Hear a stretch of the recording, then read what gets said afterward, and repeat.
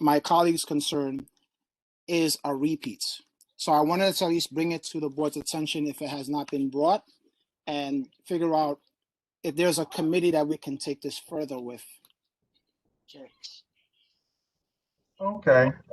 Well, Mr. Royer, you're in luck because at our meeting is the president of the 47th Precinct Community Council. So I just sent a message to her to ask her to unmute herself because, you know, although the community board deals with certain issues, she can deal with that directly. And I think Officer McCalla is on here as well, if I'm not mistaken. I thought I saw her check in. So Pam, if you would go first, and then I'm sorry, can you just repeat the question? I think the question was, there's a noise complaint that is going on, I think on 216th Street. I thought I heard they say between White Plains Road and Bronx, which is kind of a wide swath here. Barnes, okay, in Barnes, okay. Is this a consistent noise? Is it going on now? Are you reporting it now, or? No, what happened? It has manifested itself since the pandemic from last summer, and there's actually a worry that it can manifest itself again, and it's predicated by gathering of people, not necessarily from the neighborhood, and the reason I'm bringing this now, I'm just finding this out now. Well, my friend happens to live in that area, and I wanted to bring it forth. Okay, what is your name? And I'm going to send you my personal phone number in the chat. Sure, it's Chad Royer. Okay, I'm going to send it to you now. Okay, great, thank you. You're welcome. So thank you, and so I'll ask Chair. you to. Okay, not a problem. So again, thank you, and as I said, Mr. Johnson, thank you for being able to assist with that. So I am looking next. I'm looking at, okay, so I see Vivian Vasquez. All right, so Vivian, I'm going to try to find you, and in the meantime, okay, I see you. Okay, so Vivian, you are welcome to speak. Hi, good evening, all. Hope everyone is well. I'm sorry I'm in the dark. My light is not too good here, but I wanted to follow up on what Mr. Royer was talking about. So I live on East 237th Street, and the constant playing of music is constant. It's constantly played in, especially during the spring and summer months. I'm already beginning to feel like, oh my God, it's coming, it's coming. So the problem is not so much like how many times do they play, because sometimes what we have is people who compete with their different music, which is why I love the Bronx. You hear so many different kinds of music playing. That's great. But when it's above noise level, when it's after 9, when it's like at 7 o'clock in the morning, then it becomes real inconsiderate to all the neighbors that we have around us. And I don't have to tell you, we're diverse, right? We have senior citizens, we have young people who have to go to school, et cetera, et cetera. And the issue that I have is that if I want to make a noise complaint, what I am directed to do is to call 311. And at that time, 311 will say, well, we cannot do anything now. We will have to take a look at it. And in several days, we will, go to your block. And that is not realistic, because I don't know, who knows when 311 or whoever comes to investigate a noise on a Saturday night when I call it. So nothing happens in real time. If I try to reach out to the precinct, and I have so many dozens of times, no one picks up the phone, especially the community affairs office. I cannot, especially if it's like 8 o'clock, 9 o'clock, 10 o'clock, 1 o'clock in the morning, and the noise is just out of control. There is no one in real time that can come and get the music, get the noise level down. So I'm wondering, is there a response to that? Because it doesn't feel like what can someone do if someone's playing their music at 2 o'clock in the morning? Okay, so thank you. And again, I'm going to turn this over to our 47th Precinct Community Council President, Mrs. Pamela Hamilton Johnson. So So Pam? what you can do is we have build a block meetings in our NCO officers. And what I can do is I will put you in touch, Vivian, with what's the address? 238th, you said? 237th. 237. I'm going to put my phone number in the chat, not to take up time in this meeting, and then we can take it further and make sure that you have the phone numbers directly to those officers that are assigned to your sector. Okay, thank you. You're welcome. Okay, so again, thank you, Mrs. Johnson, and thank you, Vivian, for, coming in and making that known to us.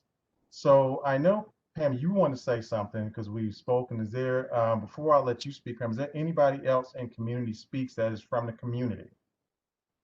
Because I'm looking in the chat, and as I said, if you're on the phone, then to raise your hand, the command is *9.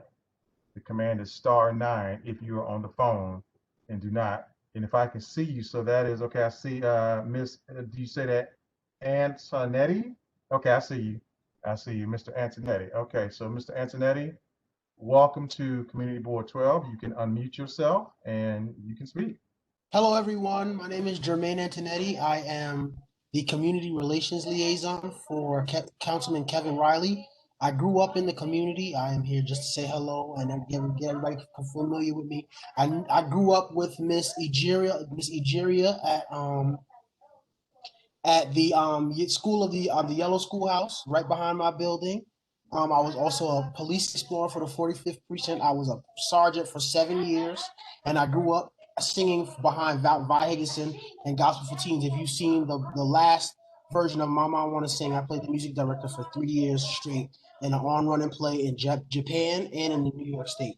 So if you have any questions or concerns, I'm going to leave my email in the comments, and so you guys can feel free to reach out to me. Thank you for having me. Okay, so you're welcome. So, even though we haven't gotten to the elected officials yet, I guess we were getting started early, but, we appreciate, you coming in and, of course, knowing our first vice chair is always good, so again, thank you. As I said, she's the absolute best, and I'm glad that she's on the team. So,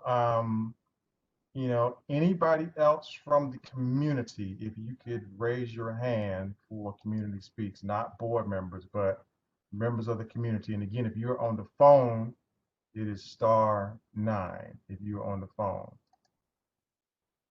Okay.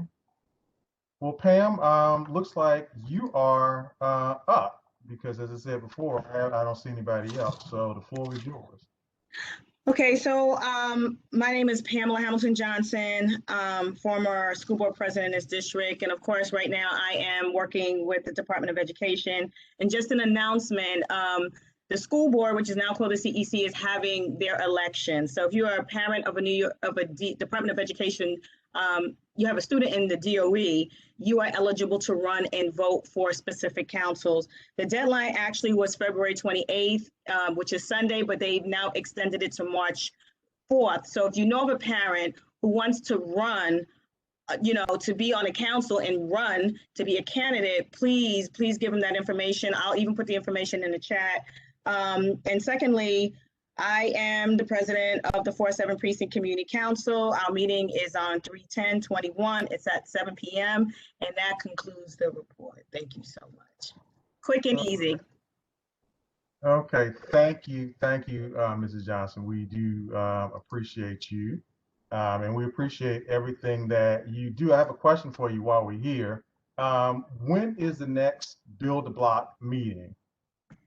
There is one going on right now. I'm in both meetings. There's and it's ridiculous that down Police Plaza they're not mindful of having meetings at the same time. That there should never be a Build a Block meeting the same time as a community, a CB12 meeting. So they got to change that. They got to change that. I'm actually in 2 meetings right now. So what's Okay. that? But you can go on Build a Block. Tonight is the first virtual one.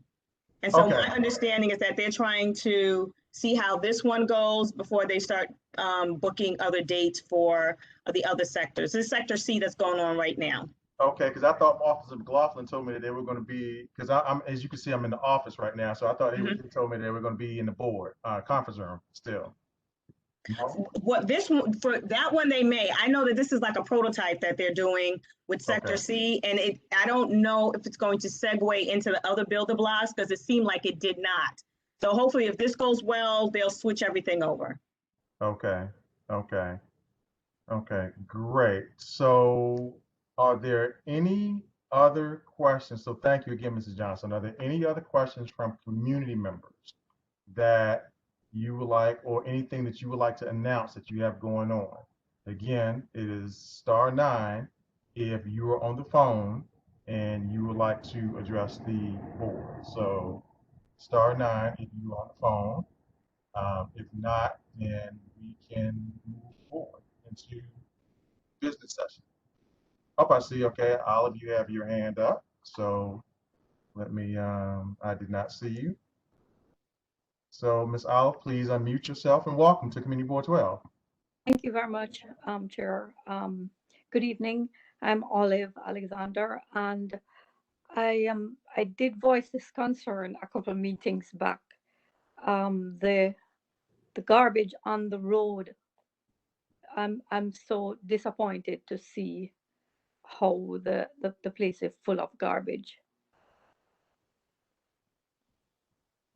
Okay, and the garbage on the road. So where is the garbage located on the road? So which road are you talking about? Like especially White Plains Road corridor. Okay. It's always a sore point. It looks really bad. So all of White Plains Road? Yeah, along where I commute along, like maybe Gun Hill Road up to maybe 241st, and there's always garbage spewed, and in the small in the side roads too. There's, I guess with the snow it's a bit unavoidable because it's frozen up in the snow, but normally I do see the garbage, and I really feel so badly because I go in other places in New York, and it's cleaner. I do understand that there's an increase in persons in the town area, but it's really, I feel really disappointed when I see all this garbage all over the place. Okay, so let me take a stab at that. So I think that, you, myself, and our district manager and community associate, we all do not like that. And I think there's a multitude of reasons why that is occurring.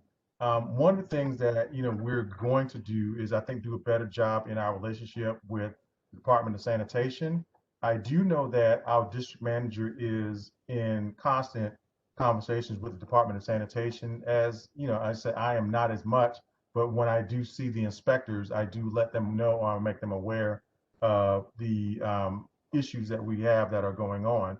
So what I invite you to do is, I said, I know that our district manager's because I'm looking at him writing, so he's capturing that information. So if you can repeat that one more time, the location. I thought I heard you say on the White Plains Road corridor between Gun Hill Road and 241st Street. So pretty much that's Yeah, but the number 2 line, correct? yes, but Chair, in general, in the Bronx. Okay. All Yeah, right. in the So South Bronx, we along can't really tackle White the Plains. Bronx overall per se. But what we Yeah, can because do is I we can go in tackle other our, places. I do go excuse in me? other places like Rye, um, and it always breaks my heart when I come back in the Bronx and there's so much garbage and it's continuous. I don't know if anybody has observed that. Anybody else on the line?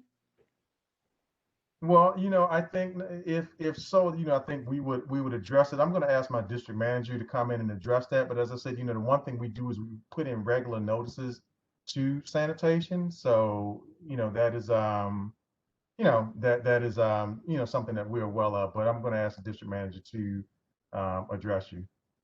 Thank you, Chair. Well, hello. Sorry, George. That's all right. Yeah, I mean, the cleanliness of White Plains Road has always been a concern to us at the community board. Our office is on White Plains Road and 229th Street. We're very familiar with all of the complaints. It was so bad that Speaker Heastie, his staff might be on here, funded the Doe Fund, which is a group of men and women who go around and they clean up the streets because it was so dirty.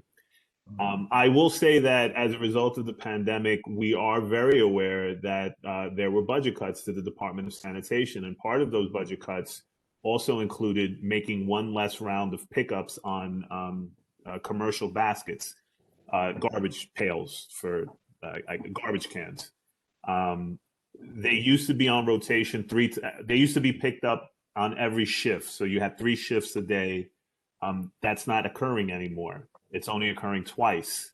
And, they've worked very hard to try and mitigate it. But, when I went to the office today, and I made a 311 complaint because there was garbage on both corners of 230th Street and White Plains Road.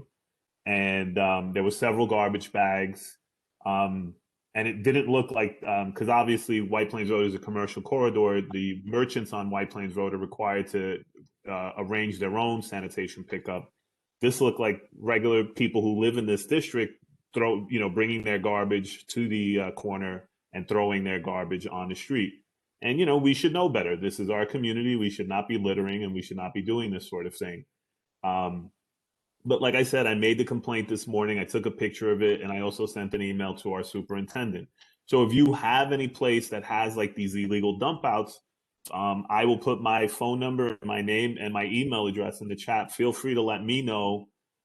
Generally speaking, we always encourage everybody, and this is for everybody on the Zoom tonight, on the WebEx tonight, to call 311 to make a complaint. And then if you want, send me that 311, because that's how we hold the city agencies accountable. To contrast that, Olive, I will say that, and I've always said, if something happens in the middle of Manhattan, because everybody uses Manhattan as an example, there will be 50 million phone calls to 311 to complain about that one issue. The problem in our district is that we don't have that same level of vigilance. And that's why I need people like yourself, whenever you see something like this, to call 311, make the complaint, and then give me the complaint number. Because at the end of the year, we have budget consultations and we look at the numbers, and our numbers in comparison to other community boards in the Bronx alone are low. So, when we justify where there's supposed to be resources, it's hard to say, well, nobody's making a complaint. So that's my only advice. Call 311, make the complaint. Feel free to give it to me. But like I said, I will put my email in the chat and feel free to email me directly. And I have no problem creating that 311 complaint as well. Okay, thank you.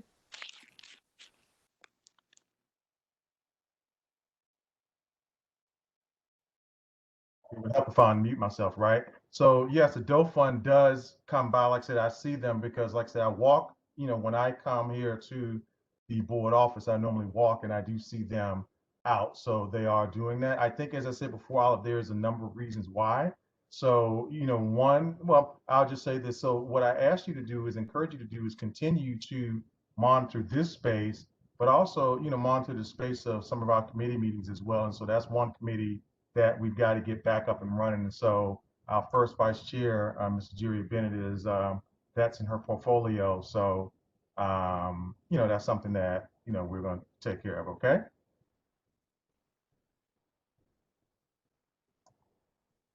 Okay. Okay. Is that okay? Yes, thank you. Okay. All right. Not a problem. All right. Great. Thank you. So I'm looking at one other person that wants to speak, and that is, I'm looking right now in the chat. It was somebody from, and I don't have my glasses on, Mr. Reilly. So Mr. Joseph Reilly stated that he wanted to speak. So Mr. Reilly, I'm trying to find you here so that I can unmute you. So up here you go, Mr. Reilly. So feel free to address Committee Board 12.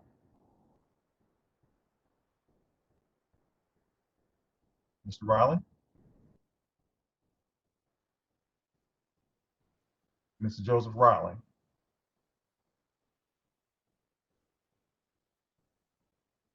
Okay, Mr. Reilly going twice.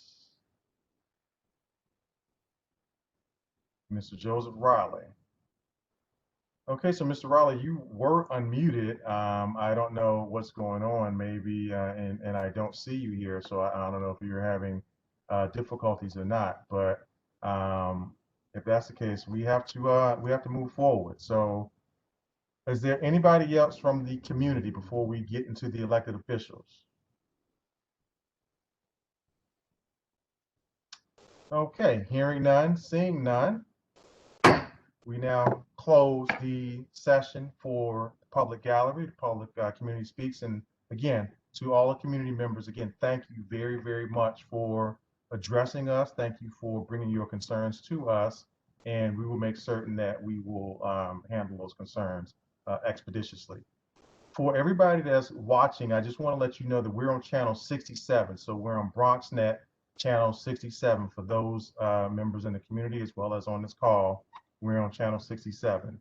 So now, as I said before, it's time for the elected officials portion of our board meeting. And so, as stated before, Senator Schumer is coming in, but I guess he's running a little bit late. So before he does, I would like to open this up to Mrs. Danielowski. Now, I know that I've seen her in here, so let me go ahead and get her queued up so that she can unmute herself and speak on behalf of the council district, the 11th council district. Ms. Danielowski. Yes, hi, Dr. Burke.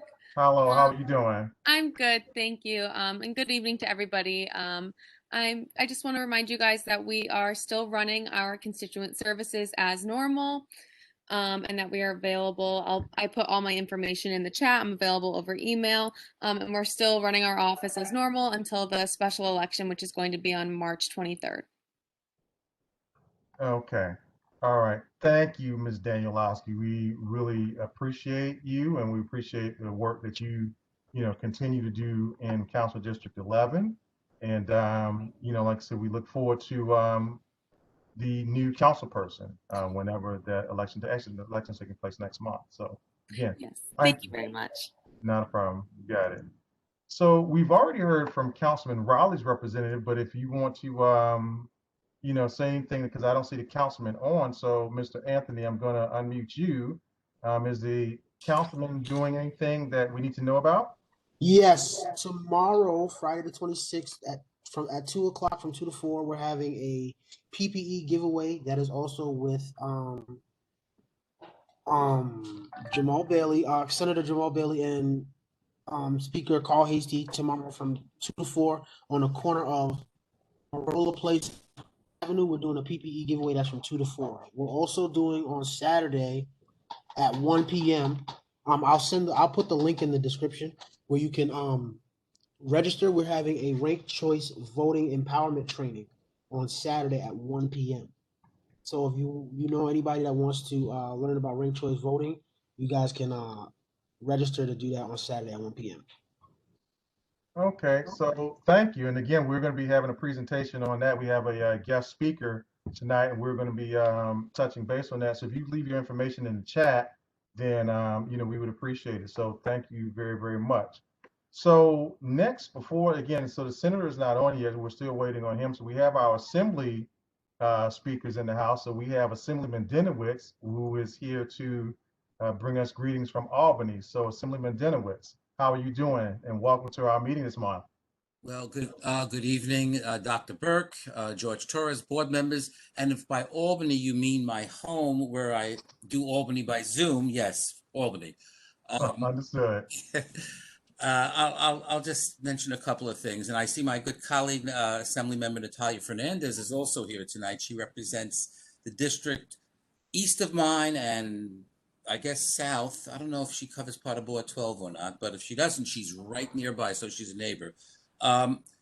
We are fielding a huge number of questions in our office about vaccines. People who want to get vaccines, it's been very hard for people, either because they can't get an appointment or because the locations aren't always convenient.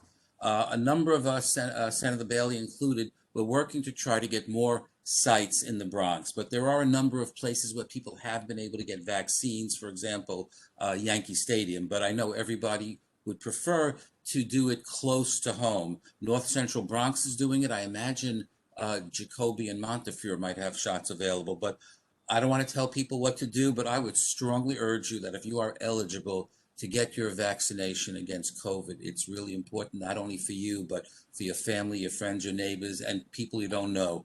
The more people who get vaccinated, the less likely anybody will be able to get the virus. So please, sometimes it is frustrating getting that appointment. It's true, but don't give up. Don't give up. Lives will be saved. One of the things that the Assembly is working on now is a package of legislation concerning nursing homes. As you may have noticed, nursing homes have been in the news lately, and we are trying to fix the laws or improve the laws to make sure nursing homes are safer, that things are more transparent, information is more readily available. And starting next week, the Assembly will be passing a number of important reforms. If people have any interest in that, information that they want, always feel free to contact my office. And as I've always mentioned, my part of the district is Barnes Avenue in East in Wakefield, plus all of Woodlawn. And Assembly Speaker Hasty actually has the majority of Board 12. But we all work very closely together. Assembly Speaker Hasty, myself, Senator Bailey, Councilman Kevin Reilly. We will have a new council member soon in the 11th district to replace Andy Cohen. And for those of you who are eligible, that election is on March 23rd, as was mentioned. If anybody has any questions, or if you ever need any information, certainly reach out to my office. We are not open the same hours we were before COVID, but every single phone call we get, every single email we respond to, and we try to resolve people's issues. So with that, I thank you for your time, and I look forward to seeing Senator Schumer. Thank you, Assemblyman Denowitz. We really appreciate it. And I forgot, not that we don't love you, Assemblyman Denowitz, but I forgot to actually start with our guest, which is Assemblywoman Fernandez. So I apologize, and I hope that she doesn't mind. So I would like to welcome you to Community Board 12, Assemblywoman. Welcome. Thank you so much. It's okay. Ladies first all the time. So to have my delegate leader lead the conversation tonight is no problem. But thank you so much for having me. It's really exciting to see so many faces here, familiar ones. But I am Assemblywoman Natalia Fernandez, representing the 80th Assembly District, the greatest 80th, as I like to say. I cover the neighborhoods of Morris Park, Pelham Parkway, Allerton, and I'm coming towards CB12, Pelham Gardens, Mashalu Parkway, and Norwood. So yes, I wanted to kind of continue the conversation with Assemblyman Dinowitz started about the legislation that we're pushing next week. Very, very important legislation to reform our nursing homes. We know the stories, the scandal that has been, but it's been something that unfortunately I think has compounded to this point, that we don't have safe staffing. That's something that I'm very excited to see finally done in the Assembly for not only nursing homes, but our hospitals, to make sure that nurses and patients are supported by the proper amount of nurses and the health officials inside. But we've also done some great things prior to this week coming up early on this session, and I'm sure it's been said, but we passed automatic voter registration. So that's really important to know, that anytime you do complete an application from a state agency, DMV, whatever, you will be automatically registered to vote. And that's important because too many times people find out, late in the game that there's an election coming up and you're not registered. No more. We need to make it simple, easier, more direct for people to get to the polls when they know who they want to vote for.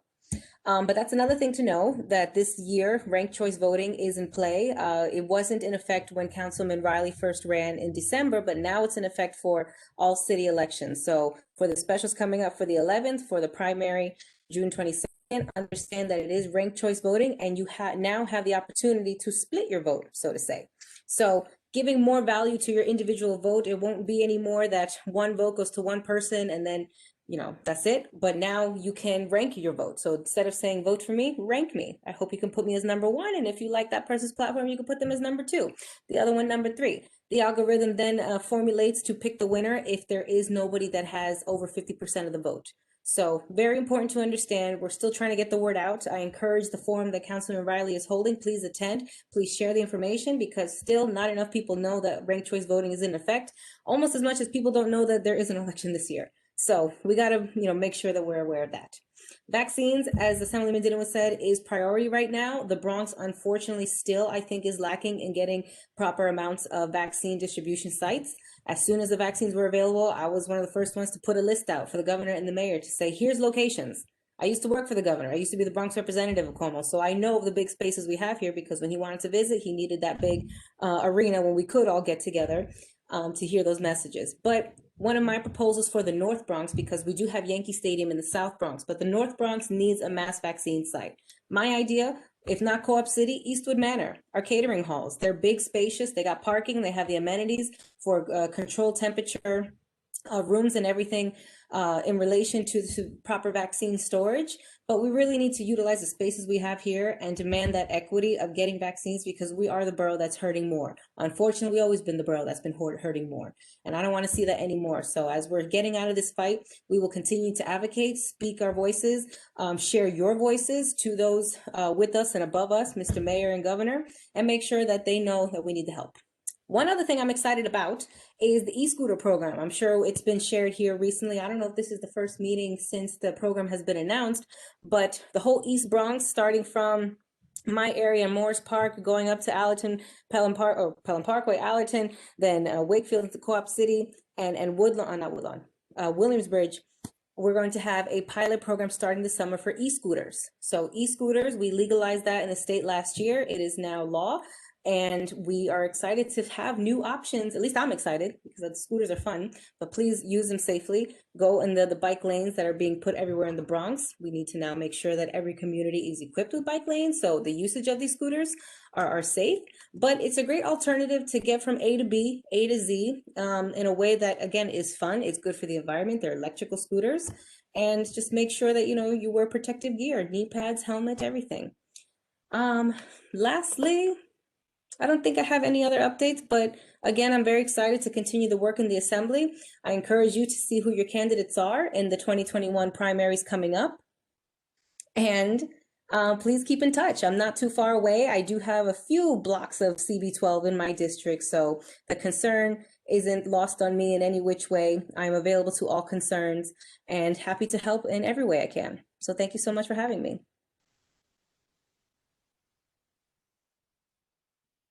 Oh, are you muted? I don't hear you. Mr. Michael, I think you're muted. I'm sorry, I'm here in the office, and so I'm trying to mute myself because all the train noise that is going back and forth. So, again, I don't want that to be a distraction. So my apologies, but you're more than welcome to come to Community Board 12 at any time. We appreciate you being here. And if there's anything that myself, our district manager, anybody can do for you, or Ms. Ursula Green, then just let us know, okay? Absolutely. Look forward to keeping in touch, and keep up the good work. Not a problem. Thank you. Thank you very, very much. So next I see Mr. Alexandre Wentz, and now you still with the Speaker's office, right, Mr. Wentz? Okay, great. So I'm trying to wait till the train comes by, but feel free to unmute yourself, sir, and bring us greetings from our speaker, Carl Hastings. Thank you. Good evening, everyone. Can you hear me?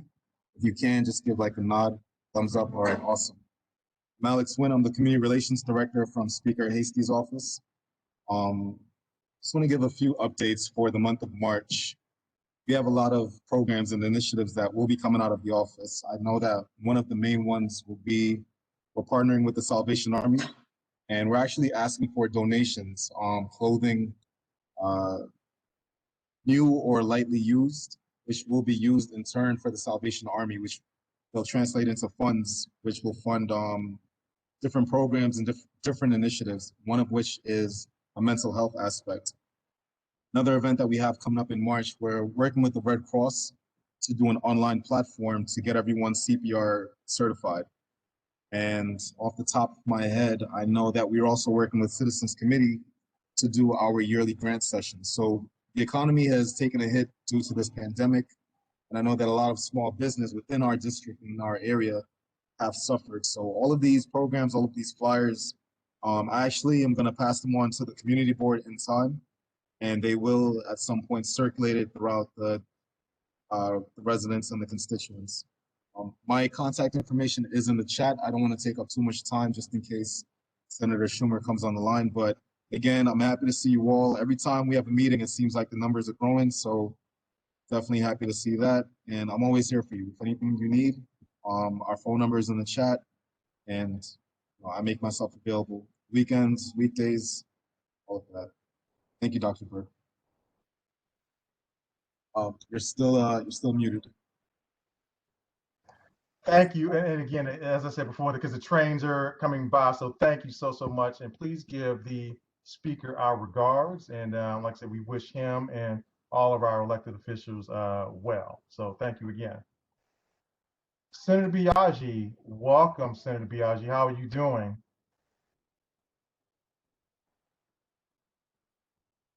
Hi. Can you We can hear you, Senator. How are you doing? I'm doing fine. Thank you very much for asking. Thank you for having me. How are you doing? We're fantastic, Senator Biaggi. We look forward to hearing from you. Amazing. Okay, great. So I heard a lot of what Assemblymember Fernandez just said, so I'm not going to repeat what she talked about with regard to the vaccines, but I do want to say that I ditto to all of that in the sense that there has just been a real lack of coordination from our executive branch to our legislative branch, which doesn't allow for us to just do our jobs. And so we continue to request information or not only vaccine sites that are permanent, but also that are mobile, because upstate in the Mohawk Valley, they are actually doing vaccinations on wheels essentially. And the way that they do it is they have the provider partner with the hospital. And so if they can do it in the Mohawk Valley, I think they could do it in the Bronx, but we will see, because I think it's very important that we prioritize the Bronx, since the Bronx has been the hardest hit place in the entire country. So that is number one. I want just to talk about in terms of, there's so many things to talk about. How many minutes do I have? Senator, again, forgive me, I'm muted. Senator Schumer's running late. We just heard from his communications director, Great. So take whatever time you need. Amazing. The community Okay. needs to hear from you.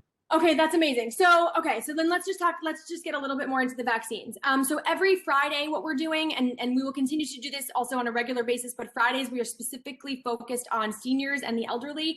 And so on Fridays, what we're doing is we're making wellness calls, but also vaccination calls to make sure that, number one, people understand what the information is, and number two, if they need help making vaccination appointments, that we can do it for them. We've been able to do that. So we want to make sure that if that is something that you all need, or if there are other individuals not present or in your lives or in other community groups, that you also just spread that word, because despite the fact that, of course, a lot of this information is online, we know that there is still a real disconnect in terms of not only resources when it comes to computers, but also just the awareness or the ability to use online services, especially if you're older. So we want to be able to bridge that gap. That's number one.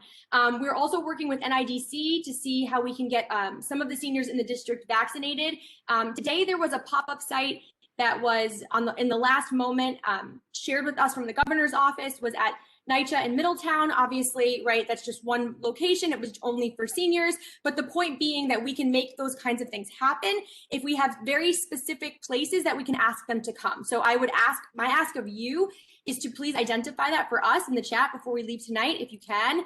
And we will make that request, not only of the state, but also of the city. Okay, in addition to vaccines, I want to talk about some of the bills that the Senate passed with regard to nursing homes. We can get into what has been going on with nursing homes. I'm happy to answer any of the questions that anybody has. I have been very vocal about what I believe to be a lot of misconduct and failure to be transparent from the executive branch of our government when it comes to reporting nursing home deaths. And behind the scenes, there's also a lot of things that can be done better when it comes to nursing home reforms. And so in this past week in the Senate, we passed a whole series of bills, which I'm going to share with you and also make sure that we put them into the chat as well, in case those are something that you care about and want more information about. And so from just the top here, we passed something called the Publication of Nursing Home Ratings Act. And so what that means is that just like when you go to a restaurant and you see the letter A, what we are intending to do here is to have nursing homes be rated and have that rating be prominently displayed on the homepage of the Department of Health's website.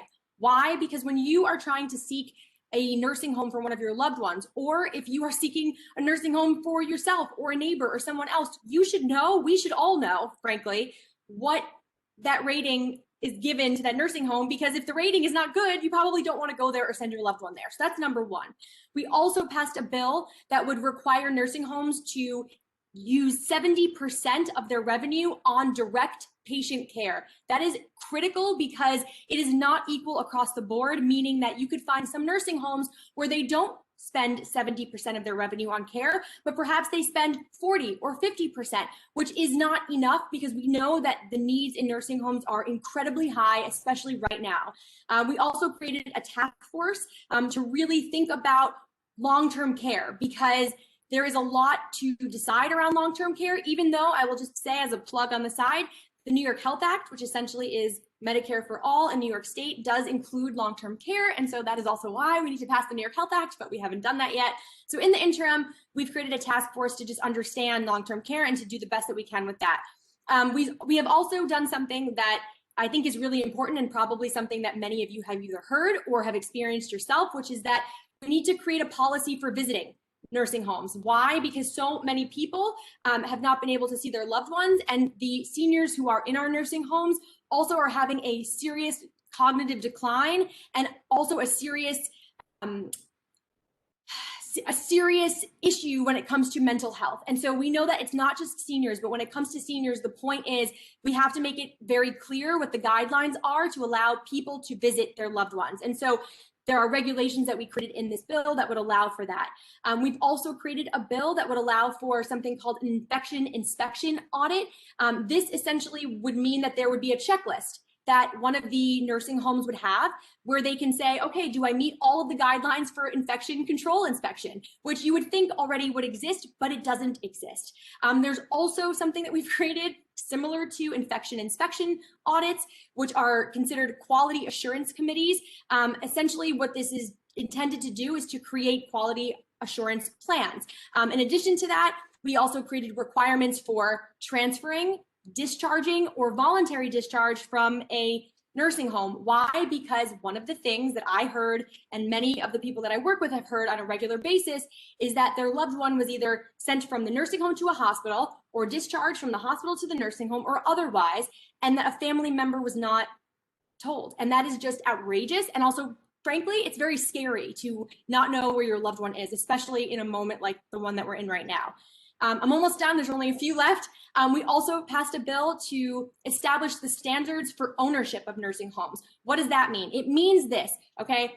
There is really a lack of transparency when it comes to ownership of nursing homes. And so right now, if somebody is an owner of a nursing home, but let's say that that person gets shut down because of really egregious behavior or really bad violations, that person can potentially open another nursing home, and those violations don't follow them. Well, that's obviously ridiculous, because what if they start another nursing home and they continue to have the same kind of behavior? So the point is to just have transparency in ownership. And I think that that is also goes to what we were talking about above, which is with regard to the ratings and the publication of ratings in nursing homes. Two more, the Department of Health records is a bill that we passed that would allow for the records to be clear. So what does that mean? It means that residents that died in hospitals are being required to be recorded as a nursing home death if they are a nursing home resident. That just seems very much in line with what makes sense. So we passed a bill to make sure that that is something that is followed, not just suggested. And then finally, also, we passed a bill for the transparency of violations. And this is because we believe that nursing homes should disclose in writing to potential residents and their family members. The website where a list of violations and other actions that have been taken against the facility can be found. There are a lot more measures that we can take. And yesterday when I was in CB11, what I mentioned, because a lot of the people who were present either had a loved one who was in a nursing home, a loved one who died. What was shared with me was actually really neat, which was that there was additional ideas that people had. And so what it's kind of gotten me to think about is to have not just a meeting one-on-one or two-on-one, but to maybe have a roundtable so we can talk a little bit more about the people who either have experienced this directly, whether you work there, you have a loved one there, or you've been there, to figure out what else we can do, because I know the list I just gave you is not comprehensive and it's not going to solve every problem. So like, let's just get serious about that for a minute. So I want to just be clear about that piece of it. The last thing that I'm going to say, even though I have so much more, is that because of course it is Black History Month, we will be honoring, my office will be honoring Black owned businesses in the Bronx. And so you will see us probably going around, making sure that we just really are uplifting and also just honoring the businesses that are owned by people of color in our community. So anyway, I have more to say, but I'm not going to keep going because it's too much, but I'm happy to answer any questions. And also I will put my information into the chat so that if you do have questions and we don't get to them today, you can email me or you can DM me on social media, whatever you prefer. And I'll make sure that I get them too. So Senator Biaggi, there are quite a few issues that you brought to us, and thank you. There are quite a few questions in the chat. Hang on for a second. Oh my.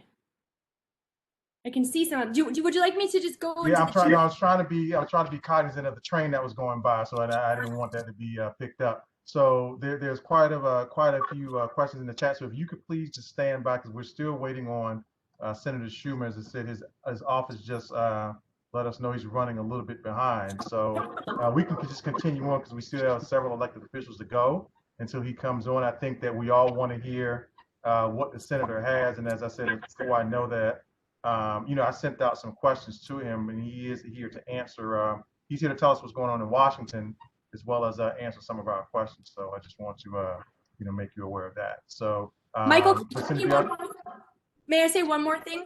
sure. So it's budget season right now. So what does that mean?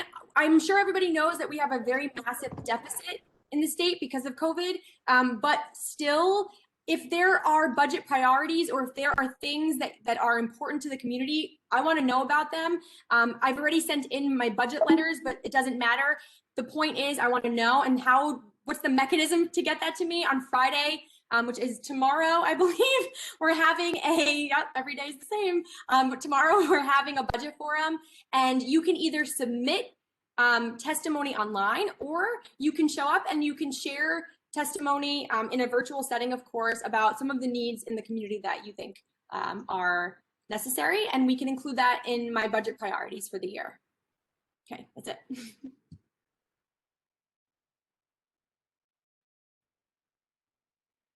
I think that you're muted.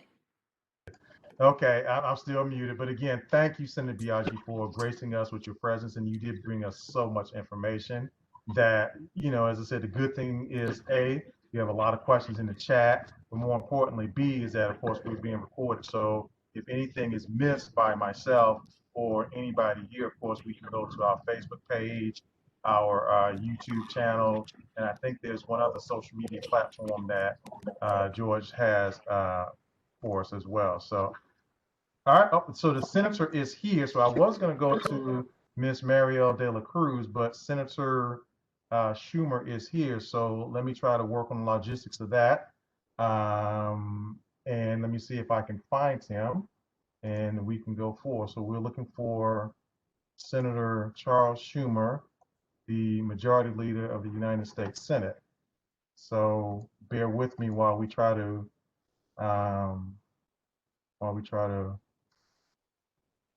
type him in. Okay.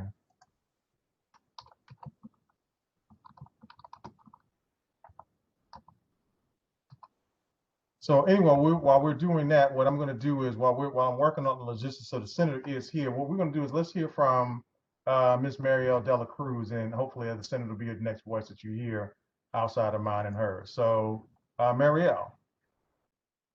Hi, everyone. My name is, hi. I like when people wave back, so you know. But my name is Mariel de la Cruz. I am the Bronx Borough Director for New York City Comptroller Scott Stringer. I covered this board quite some time ago. You all had Victor for a little while. He moved on to work with Congressman Torres, but I'm here just to say a few words because I know the senator is a lot more interesting than I will be. But just quickly, the New York City Comptroller has a summer internship program. I put the information on the chat. It is for people in undergraduate and graduate school, young and a little more mature, and it is paid. So I know some of us cannot afford to do free internships, and I know I was one of those people when I was in college. So if folks are interested in learning about how city government works, that is an amazing opportunity, and I know that we'll have someone in public affairs with us. And then secondly, to keep it brief, so we can move on to what's going on in Washington, is that the Comptroller released a plan for public safety. And it is, again, just to make sure that we see public safety in a different lens. And instead of it just being punitive, how we can work as a community. So ideas of shifting money to services that support cure violence groups, having social workers and counselors in schools, but also to trying to navigate the idea of public safety when it comes to mental health and what kind of services we can provide to prevent incidents from occurring. So I wanted to keep it very brief. Like I said, I am the Borough Director of the Bronx for Comptroller Stringer. And I want to make sure that people continue to invite me to your events, because if I'm not invited, that means I cannot attend. So feel free to copy my information from the chat. And thank you so much for having me here today. I'm glad to be back here. And thank you to everyone that attended our Black History Month event, in which we honored some folks that live and or work within Community Board 12. We had a few great folks, and the gentleman that was the inspiration of the movie Soul Speak. It was a great time, and thank you for all of your work. Thank you, Ursula and George, for all of the help that you give me when I call you 20 times a week. But thank you so much, and have a beautiful night.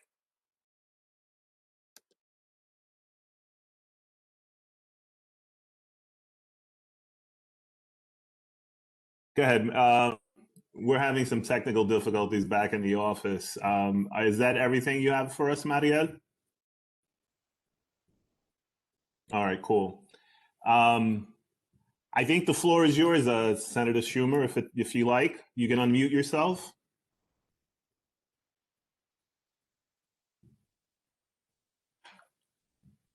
Did you get it? Did you straighten it out? There we go. Can you hear me now? We can hear you now, sir. Okay, great. Well, thank you so much for giving me a little time to meet with your great Community Board 12. I want to thank Dr. Burke, our chair, and George Torres, our district manager. I love community boards. I try to talk to everyone in New York City every so often, so I'm glad to be talking to all of you.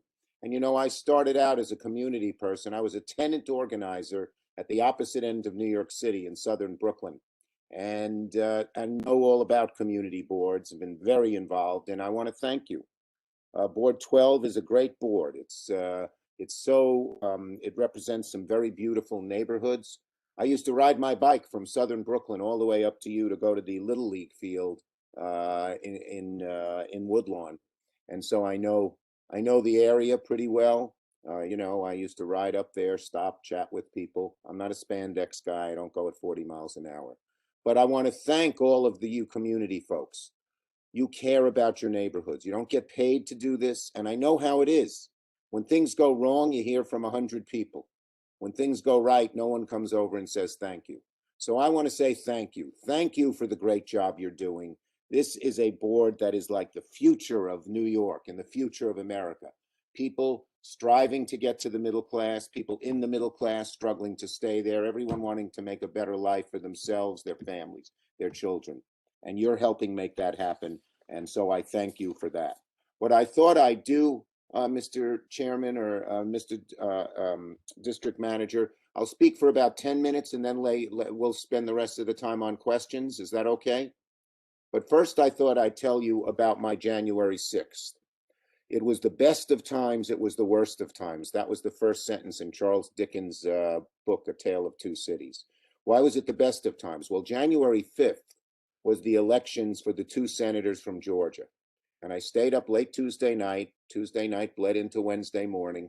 It's 2 a.m., 3 a.m. I'm punching in the computer, looking at each little number. Finally, at 4 a.m., they say our 2 Democratic Senate candidates in Georgia have won, and I would achieve my dream of becoming the majority leader of the United States Senate. So my first reaction, thank you, yes, my first reaction was joy.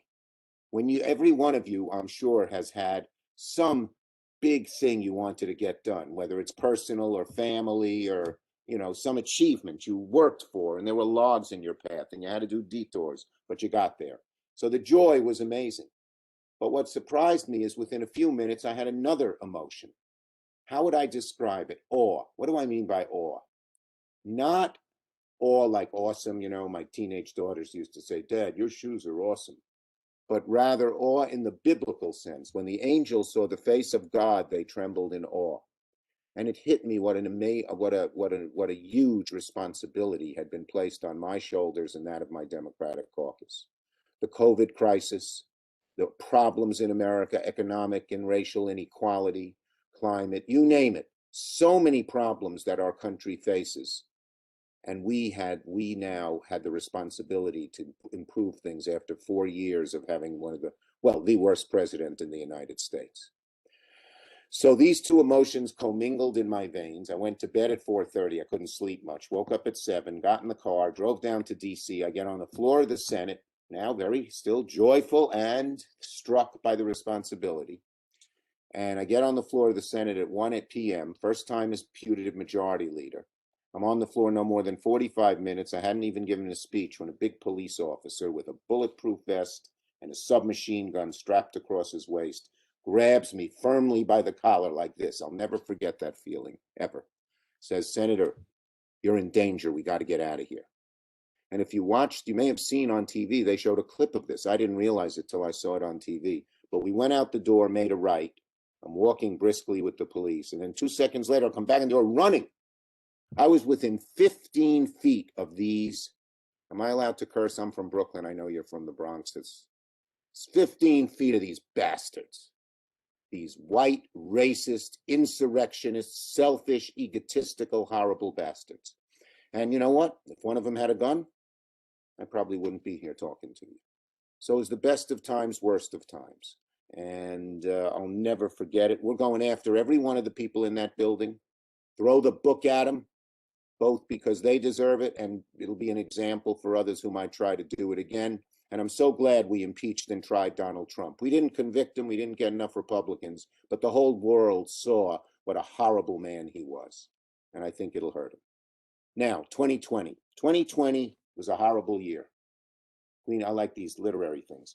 Queen Elizabeth, she gave an address to her British subjects every year right before Christmas. She gives an address. In one year, she called it Annus Horribilius. Horrible year. Why? That was the year Princess Diana and Prince Charles were fighting all the time. Well, this year was our Annus Horribilius. 3 horrible things. The worst health crisis in 100 years. Every one of us knows people who have died. It's particularly afflicted people of color, but it's a horrible, horrible thing. Just 2 days ago, I heard another friend of mine, about 62, perfectly healthy, no pre-existing conditions, got COVID a week ago and is dead, gone. Horrible, horrible, horrible. Then we had the worst economic crisis we've had in 75 years. Millions out of work, millions losing their apartments or homes. People can't feed themselves. All of that. Small businesses, like the little small businesses in Wakefield and Woodlawn, going under. And even the inconvenience. We can't get together. Kids can't start school, can't learn. You have your kids at home. How are you going to go to work? And then the third crisis, the racial scars of America were ripped wide open by the horrible murders of Ahmaud Arbery and Breonna Taylor and George Floyd, showing us how long we have to go, long distance, till we get some kind of racial decency here in America. So a horrible year, but God works in mysterious ways. 3 good endings in the year. First, we got rid of Trump. Goodbye. Go to Florida. We don't need you. Or never come back to New York. Second, we got the vaccine. This is a miracle of modern science. It really is effective, and it's a really strong vaccine. And It's good. I know communities of color often feel they don't want to take the vaccine because in the past, Black and brown people have been used as guinea pigs. But this one's on the up and up. My parents are 97 and 92. You know, I come from a poor background. My dad was an exterminator. By the way, he's funny now. He says, I'm 97. I'm an exterminator. I was an exterminator. How bad could DDT have been? That's what he says. Anyway, they took the vaccine. They were just fine. They're just fine. So I'd recommend it. But in the new bill we're doing, we are going to, the federal government is going to provide a vaccine to everyone for free. The federal government is going to set up 100 centers across New York and all across the country, hundreds more. And first place will be communities like ours, communities of color, poorer communities. So they get the vaccine first. You get the vaccine first, not last. And there'll be very few conditions. You line up, you get it. Right now, you line up, oh, you say you have a thyroid condition, that's not pre-existing. Or, oh, you're 64, you got to wait till you're 65. They expect, ladies and gentlemen, that by late summer, midsummer, maybe, God willing, even early summer, enough people will have the vaccine, they've ramped up production, that we can get back to normal. Praise God. The third thing we're doing is and that's in this new bill, but the third good thing that happened is we were able to pass some legislation for the first time that really will benefit average folks. So I'm going to talk about what's in the legislation that we passed, as well as what's coming up in this new bill, which is going to pass. First, everyone's getting checks. A lot of people got $600. We wanted $2,000, but the Republicans wanted none. So in December, McConnell was still in charge. Trump was still in charge. We only got $600. But once we pass this bill, everyone will get another check of $1,400. And if that's per person, a couple gets $2,800, a family of 4 gets $5,600. That's money in people's pockets that can really help them in the crisis. We've extended unemployment insurance back to September. Very, very important to help people. We've gotten $25 billion in rent relief. New York, every time we do these bills, I use my clout to help New York. I'm a New Yorker through and through, you know that. And we write the formula so we do well. So of the $25 billion, New York gets the most of any state. We get about $2.5 billion that's going to the legislature, but can only be used to keep people in their apartments. You know, you can have an eviction moratorium, but if people can't pay the rent, once it's over, they're really screwed. So here they'll have money to pay the rent or the mortgage. And if you're a small landlord, you've got a lot of small landlords in your district, in your community board, and the tenant doesn't want to pay. How is a landlord of he's got a tenant and himself, he needs the rent. He can apply for it, or she. So that's a good thing. We got money, listen to these two. We got money for the MTA, $8 billion so far, another $6 billion coming, so they won't cut back on bus routes. They won't cut back on employees. It'll keep going. I got about $180 billion for hospitals. A large number of people in your community board work in hospitals. They were going to be laid off or even the hospitals closed. We got them enough money to stay open and they're doing okay. Here are two things people don't know. You can spread the word. We got rid of the ban on Pell Grants for people who are incarcerated. A lot of young men and women, you know, they could have a small amount of marijuana in their pockets. They go to jail because the federal laws are so crappy. It's a long period of time. They want to make themselves better, but they have no money. Now Pell Grants will pay for them to take courses so they can learn a trade and when they get out of prison, have a good life. And here's another thing we put in the bill. Funerals, you know, to help pay for funerals and burial. One of the things that breaks my heart. You see grandkids and kids on Zoom or behind the window at a hospital saying goodbye to grandma and grandpa, saying goodbye to mom and dad because they have COVID. They can't hug them, they can't kiss them, they can't touch them in a final goodbye. That makes you cry. It makes you feel bad. But even worse, or adding insult to industry, these poor people, they don't have a job. They can't give the loved one a burial or a funeral. $7,000 for each person who needs to bury someone who's lost the job or doesn't have the money because of COVID. And we're working on getting the word out to funeral homes. Mr. Torres, I will get you information on all this and you can spread it to the board if that's okay, because people should know these things and a lot of it's not known. Then we got money for small business. and we got money for CDFIs and MDIs. A lot of our minority businesses and our smaller businesses aren't getting this PPP money because the big boys, you know, crowded them out. But now we've gotten money for something called Community Development Financial Institutions and Minority Development Institutions, that their job is to get small businesses, businesses owned by minorities and whites, the money. And all you got to do is call one of these places up, they'll process your application and you can get it. So I'll get you the names of these different CDFIs and MDIs, and please spread the word to the businesses. It not only applies to businesses, it applies to nonprofits. I made that happen. And here's something else people may not know. It applies to churches. Our churches are hurting. No collection plate, no money.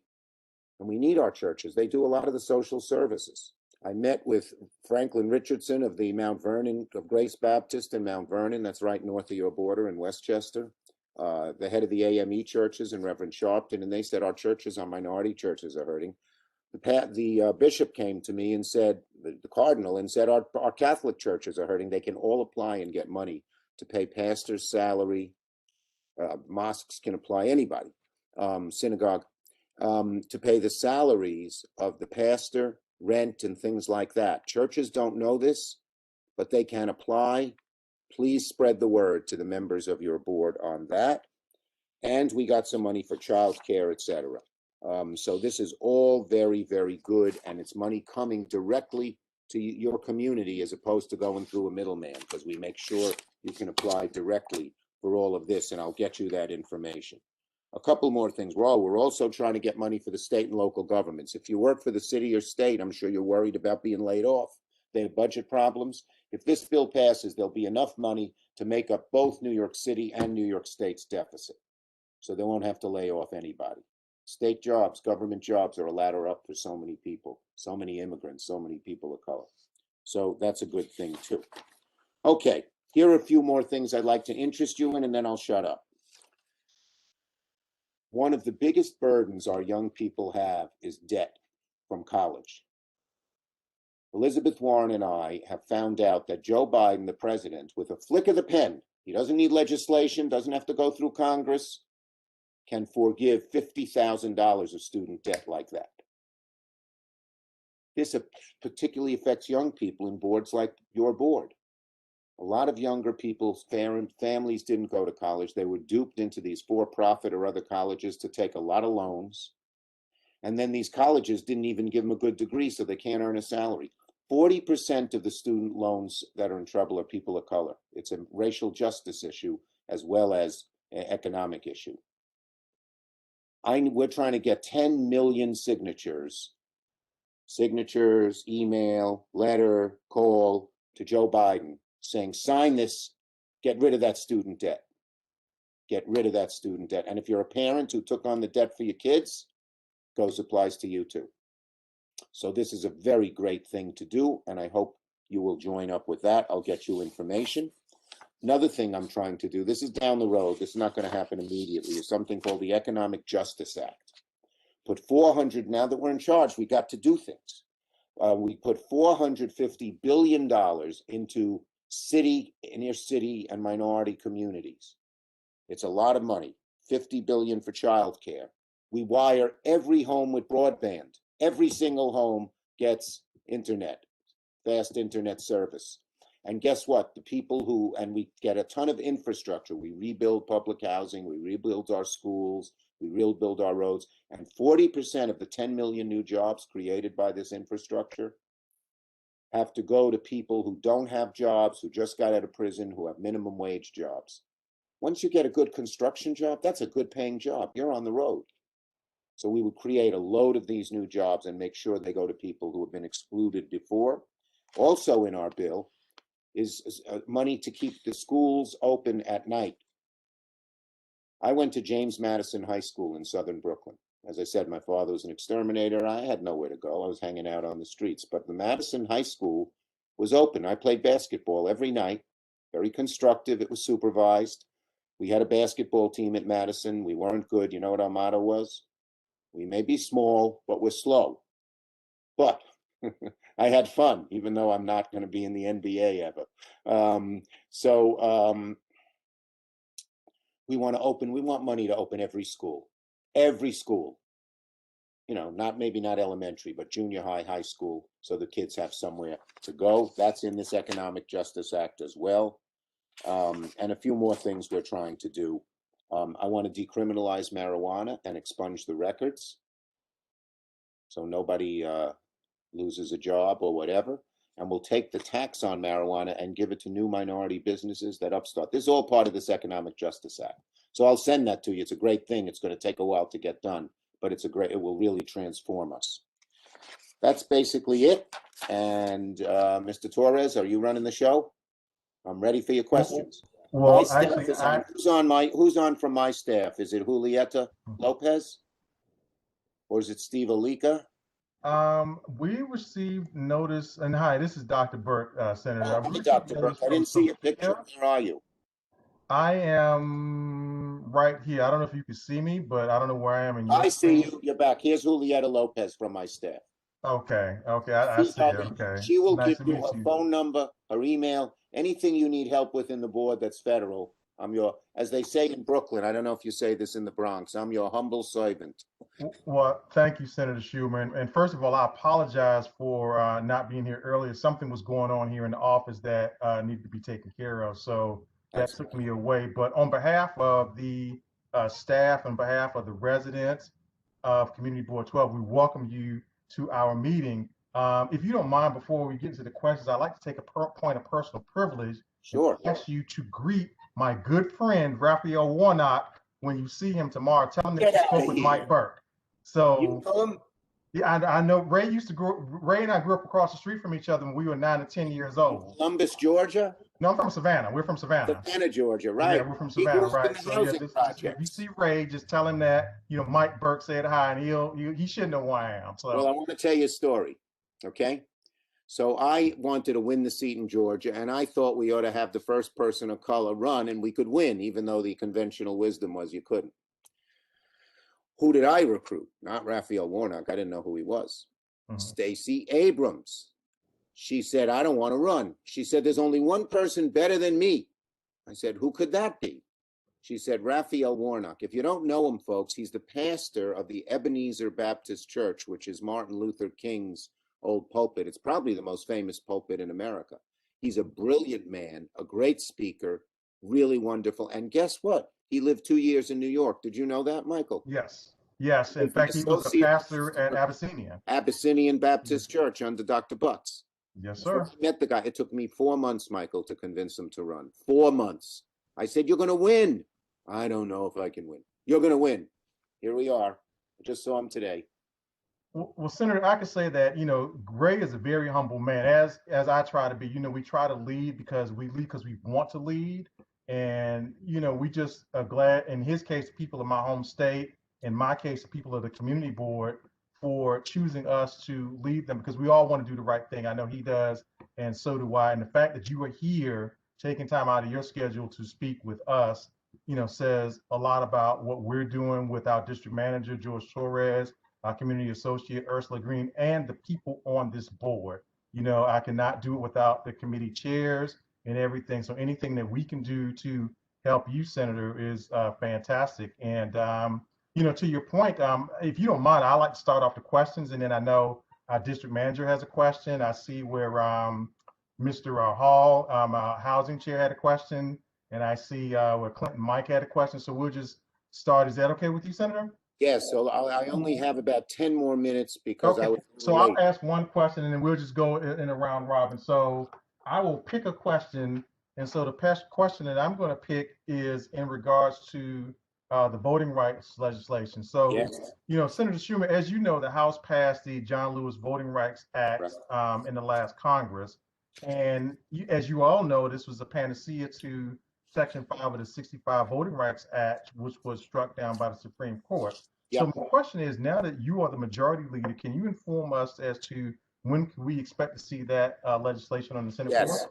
Yes, it's one of the most important things. It's the Voting Rights Act was the thing that stopped bigotry.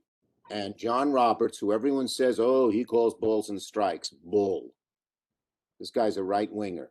And when he threw out the teeth of the Voting Rights Act in a famous decision, Shelby County versus somebody, he said there's no more bigotry.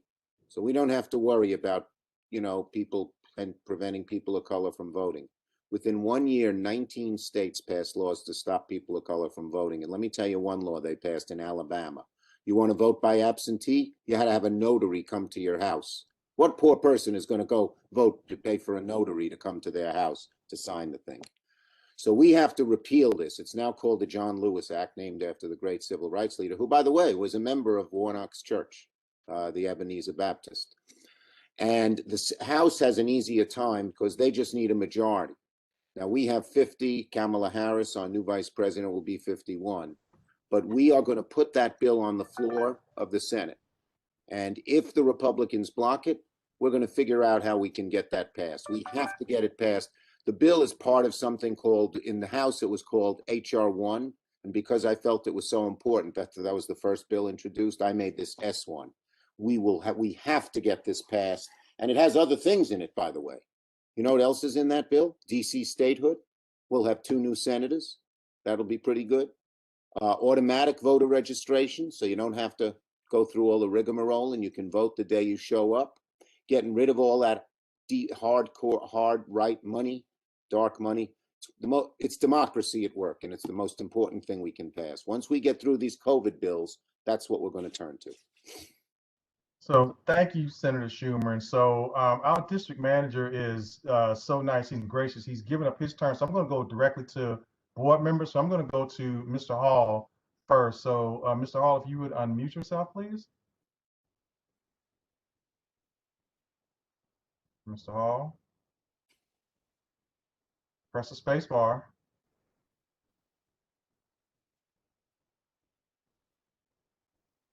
Okay. Well, I'll tell you what, Senator, while Mr. Hall is trying to figure it out, I'm going to go to someone else. I'm going to go to Mr. Clinton Mike. I think that Clinton, I'm trying to find, there he is. So Clinton had a question. So Clinton, if you would unmute yourself, and then we'll go back to Mr. Hall and ask the Senator a question. Hi, Clinton. He's mute too. No, he's ready. Okay. I'm here. I'm listening. He's on mute. Clinton, we can't hear you.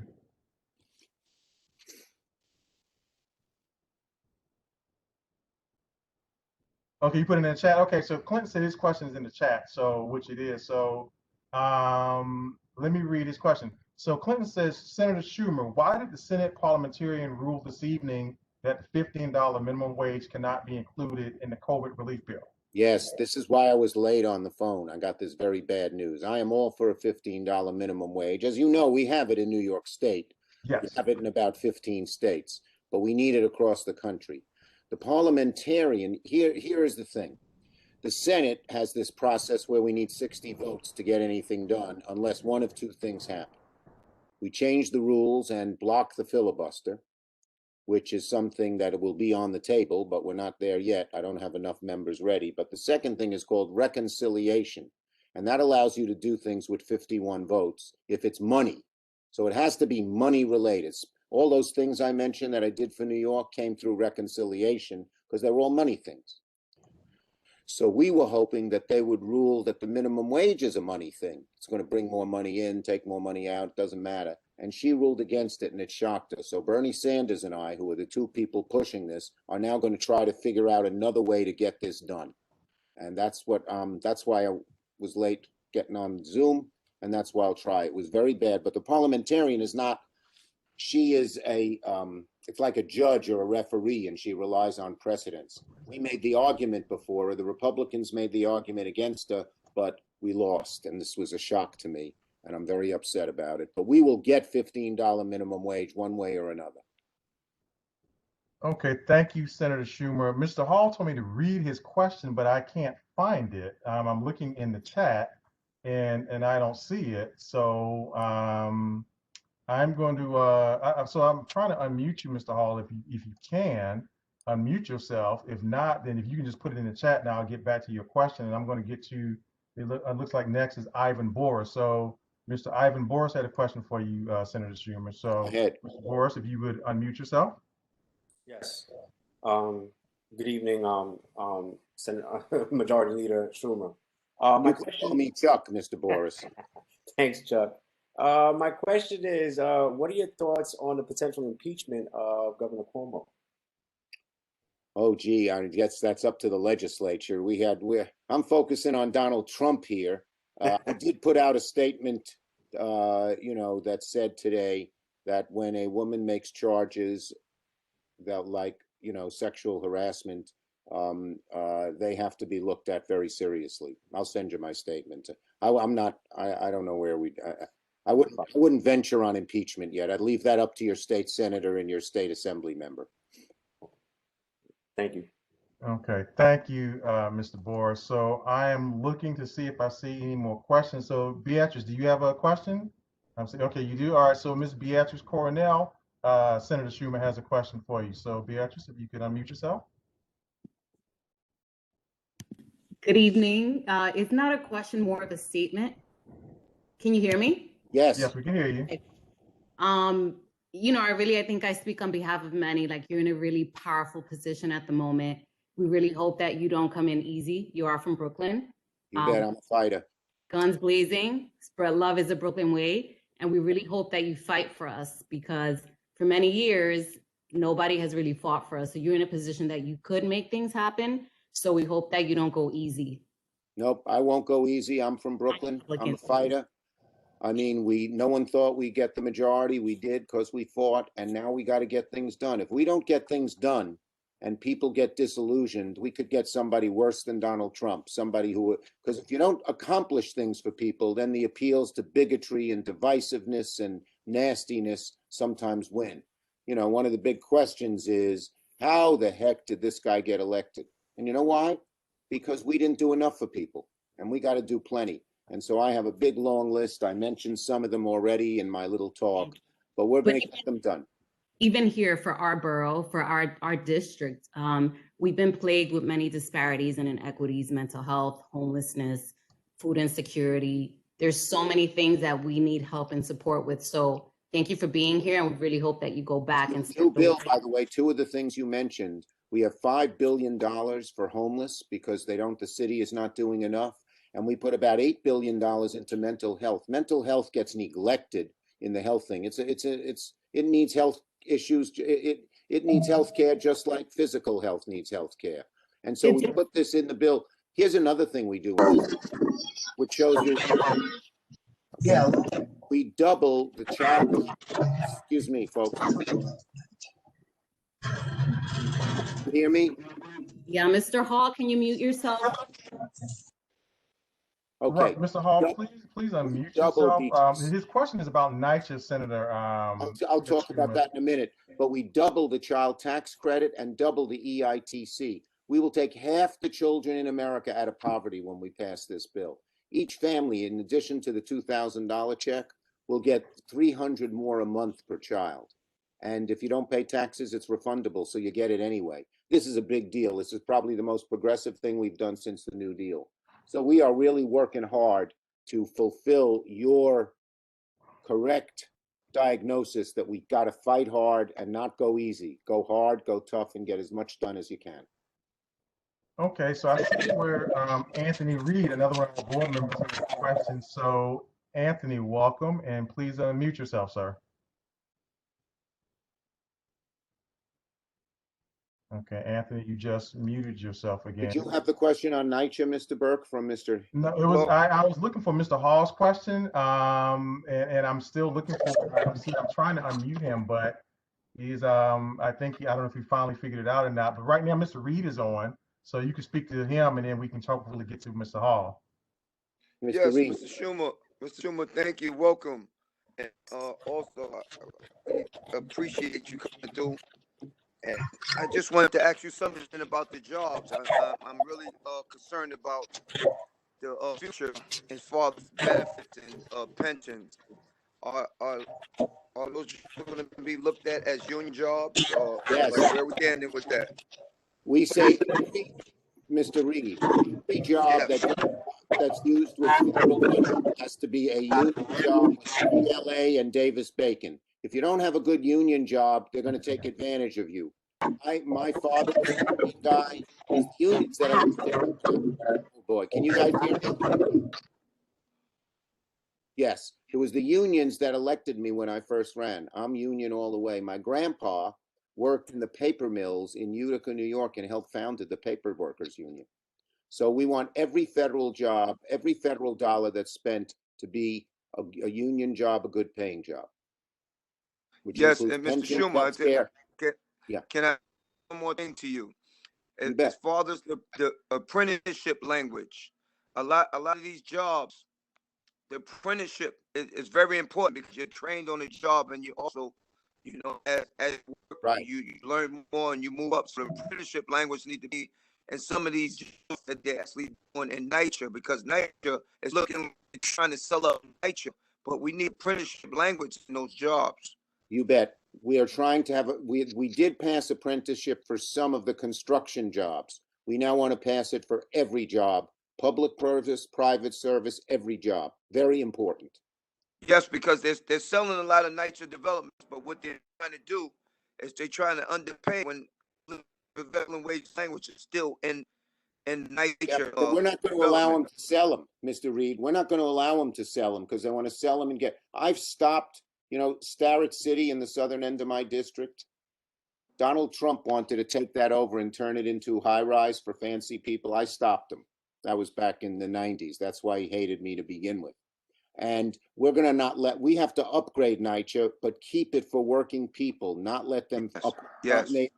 And yes, we propose in our infrastructure bill, which is the next thing coming up, $60 billion for NYCHA. $60 billion. It's more than they ever had. Thank you so much. I appreciate you. And thanks for your essential work, because you're doing essential work right now. I know you deal with a lot of personalities and everything, but God bless you. I'm praying your strength. Please pray for me, because we need the strength and we got to get things done.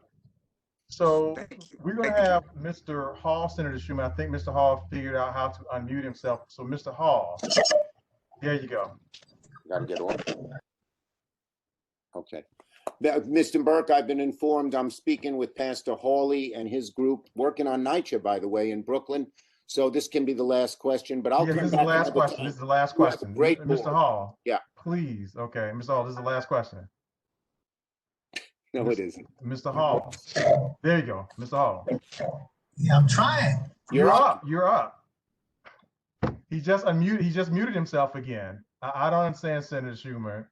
I don't, Mr. Hall. You're up. Okay, can you hear me? Yes, can you you hear me? Thank you, Chuck. Listen, I was on the Zoom Saturday with regards to NYCHA. Yes. And you learned about the Green New Deal. And you see what our CEO is trying to do to all of the housing developments. He's trying to create a new legislation. He's going to Albany, and we cannot educate our residents on this process. But he's going forward. And I sincerely hope, in your best interest, you do not let this man come to DC and con you with regards to this blueprint for change. Forget it. He's trying to hurt the public housing. He's on the gram. And Mr. Hall, we have a very good new. Sorry, we have a very. Can you guys hear me? Yeah. Okay, we got a very good new HUD secretary. Her name is Marcia Fudge. She's from Cleveland. She knows public housing. She's going to be great. We're going to get her in. The last public housing secretary under Trump, Carson, hated public housing. So Nydia Vasquez and I had to say we're putting federal money into 23 of them. And one thing you have to make sure is the state and the city take money out of public housing. They shouldn't do that anymore. And that's what your guy wants to do. Stop them, and we will get federal money big time in there. Senator Schumer, again, thank you so much. We know you have to go, but there are several other questions. So what I would like to ask is that, I don't know if your representative is still here, but if she can see what's in the chat, what we would like to do is between myself, our district manager, and our community associate, get those questions to you and written up. And so maybe you could, send back an answer to us, Senator Schumer, but we know that you're very busy.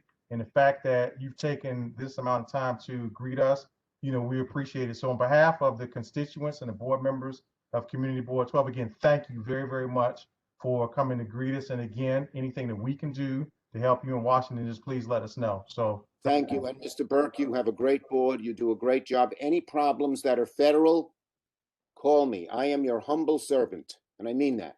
I believe in helping people. That's how I started out. not a problem. So thank you so much, Senator Schuman. As I said before, we have plenty of questions that we will capture and get to your representatives. And I'll come back another time. I'll come back another time. Thank you. We look forward to seeing you again, sir. Thank you. Bye-bye. No problem. Bye, Mr. Hall. It's finally good to hear your voice. Okay. Thank you, Senator. So next we have Nicholas Vasquez, who is with Congressman Jamal Bowman's office. So Mr. Vasquez, please unmute yourself. Hey, how you guys doing? Everybody hear me well? We can hear you. Hey, I just want to keep this brief. It's kind of hard to top something like that. With that being said, I do want to introduce myself. My name is Nicholas Vasquez, and I'm the operations coordinator for Congressman Jamal Bowman. I would like to apologize on his behalf. He couldn't make it tonight. He did want to be here, but if some of y'all don't know, he did have a death in his family. He is at the funeral today, so he kind of canceled all his events to spend time with him and his family. With that being said, our office is open. I want to make sure that everybody knows our office is open. We are working from home. We're working Monday through Fridays. Feel free to contact us for any type of services you need. We deal with federal services, however. Me personally, I try to help out with anything I can, and my office is definitely invested in the community. With that being said, all right, I'll put my information in the chat. I will put it again. If you guys do have any questions, please feel free to put in the chat or email me or shoot me a text. I have no problem with that at all. I'll put it in the chat once more. If anybody, actually, I'll just say it out loud for some people. My email is Nicholas, it's like on the screen, Nicholas with a K, .Vasquez@mail.house.gov. Our office number is 718-530-7710. As I said before, the congressman did want to be here. For those who don't know, he was a principal within the district. Spent 10 years. I actually had the honor of going to his middle school in Casa Middle School. So I don't know. I won't say I know him personally, but I know the man very well. And he does work hard. I could say personally, he's inspired me, and it is an honor to be working for him now. And it's even more of an honor to be here working with you all. With that being said, I didn't want to take up too much time. Thank you for giving me the chance to be here. And it's funny, I was actually reading your article earlier today, Mr. Burke. You're very known in the community and among the city. Thank you. We appreciate you. I appreciate you. Well, first of all, we appreciate you. So welcome to Community Board 12. And yeah, I didn't mention that, but there was an article, but I'll mention that briefly. Again, we appreciate, the congressman and the work that he's doing. And again, please express our condolences on behalf of the constituents and board members of Community Board 5. And that when he is able to come and address us, we know that he will do just that. So again, please pass on our condolences, and we look forward to seeing him when he's able to come and visit us. Okay, not a problem. Thank you. So next we have a few more elected officials, and I know that someone is here from the DA's office. I want to say Erica. Erica Diaz is here from the DA's office. So I want to make certain that if I'm spelling her name properly. Yep, she is. So Erica, so again, welcome to Community Board 12. Hello. Good evening. I've actually attended a few meetings before. I also believe my colleague Marilex Santana Tavares is on the line as well. So on behalf of the DA's office, we wanted to say hello. Our office is actually running. Majority of employees are working remotely, but we still have people coming in and out of the office and at the main office as well. We put our contact information in the chat, but we can also provide it again for anyone who needs it. Please feel free to reach out to us if we can be of any assistance. We also have our concept program running, which is our educational program. We are looking forward to expanding and being able to reach out to community organizations and actually different agencies to find out more information with regard to what our office can be of more assistance with. We are also working on putting together another gun buyback. And as soon as I have that information available, I will be sending it out to you guys. Thank you. Okay, thank you, Ms. Diaz, and again, welcome to us this evening. How was that? So we can say it that way. So I think our last, well, I mean, I know Manny's here from City Planning, but I think our last elected is Miguel Rondon, if I'm not mistaken, from the mayor's office. So, Mr. Rondon, welcome. Hello, Community Board 12. I wasn't sure if I was going to get to speak or not, but thank you for allowing me to. My name is Miguel Rondon from the Mayor's Office. I am a part of the Mayor's Community Affairs Unit, one of the Bronx Borough Directors. I just wanted to give a couple of announcements. We have reached over the 1 million vaccinations mark for the first dose of the COVID-19 vaccine. Over 1 million people have at least one dose in their arm. So just wanted to make sure that folks knew that. I also wanted to make sure that folks knew that there are community conversations on vaccine sites, vaccinations, where you can ask questions and things of the sort. For anyone interested, or perhaps I can just give the pass the information on to George via email, and then he can disseminate it. It's going to be. There was one today. There will also be one on March 2nd, Tuesday, March 2nd, at from 5:30 to 7 p.m., and another one Tuesday, March 9th, once again from 5:30 to 7 p.m. in both English and Spanish. So feel free to sign up for those. I'll make sure to send the link to the district manager. Also, you can request to have someone speak about vaccinations at Community Board 12 or for different organizations throughout the community. All you have to do is go to nyc.gov/vaccine speakers, and you can request to have the speaker speak on sort of the state of vaccinations in our city via that site. Just to let folks know, today was the very first day middle schools reopened. The mayor and I were actually I'm always in Community Board 12 because I work remotely and I live in Community Board 12, but the mayor joined me today, or I guess I should say I joined him at 3710 Barnes Avenue, Leaders of Tomorrow Middle School.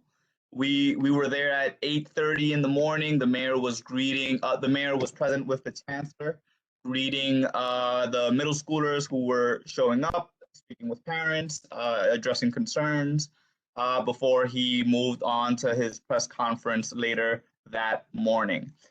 Just to let folks know, also pre-K applications are open. They were open as of February 24th, and the deadline to apply is April 7th. During the application period, you can apply online or via the phone. The New York City Department of Consumer and Worker Protections, you can file your taxes with them so long as either in person or online, so long as you've earned $68,000 a year or less in 2020. And of course, the city has a plethora of other services, most of them accessible via 311. For example, Get Food NYC, Thrive NYC, the Domestic Violence Support Hotline, and many, many other services. I will remain on here for the entirety of this meeting. So should anyone want to ask me anything in the chat box or want me to email them or anything like that, just feel free to message me on the chat. Thank you.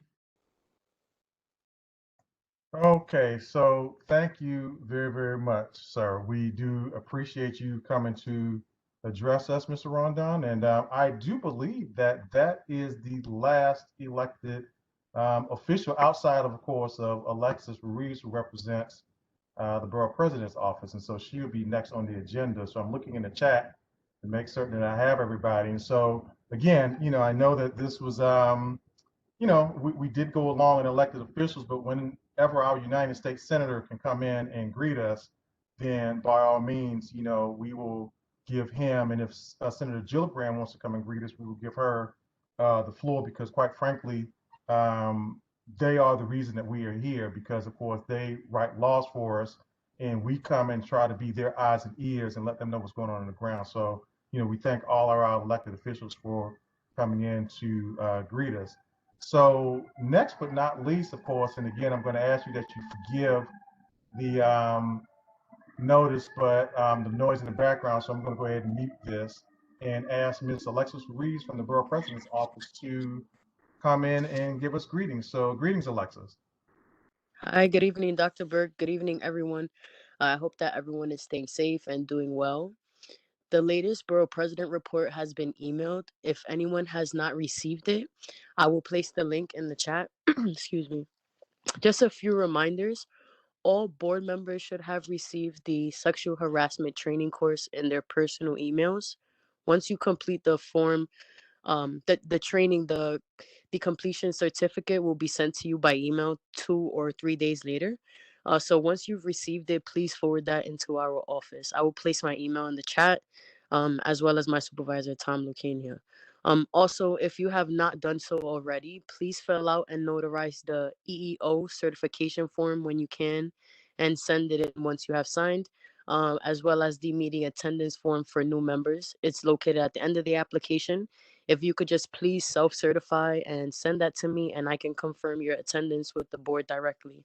And then you can return these forms to me, of course, by email, and then send in the original by mail.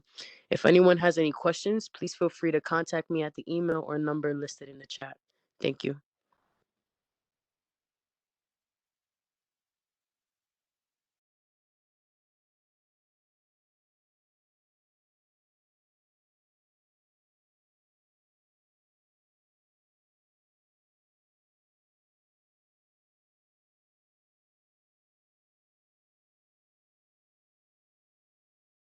You're muted, Dr. Burke. Thank you, George. Hello. Okay, so Daniel, apologize, Daniel Randalls from the Bronx River Alliance. Oh. Hi, okay. I wasn't asking to speak, but thank you very much.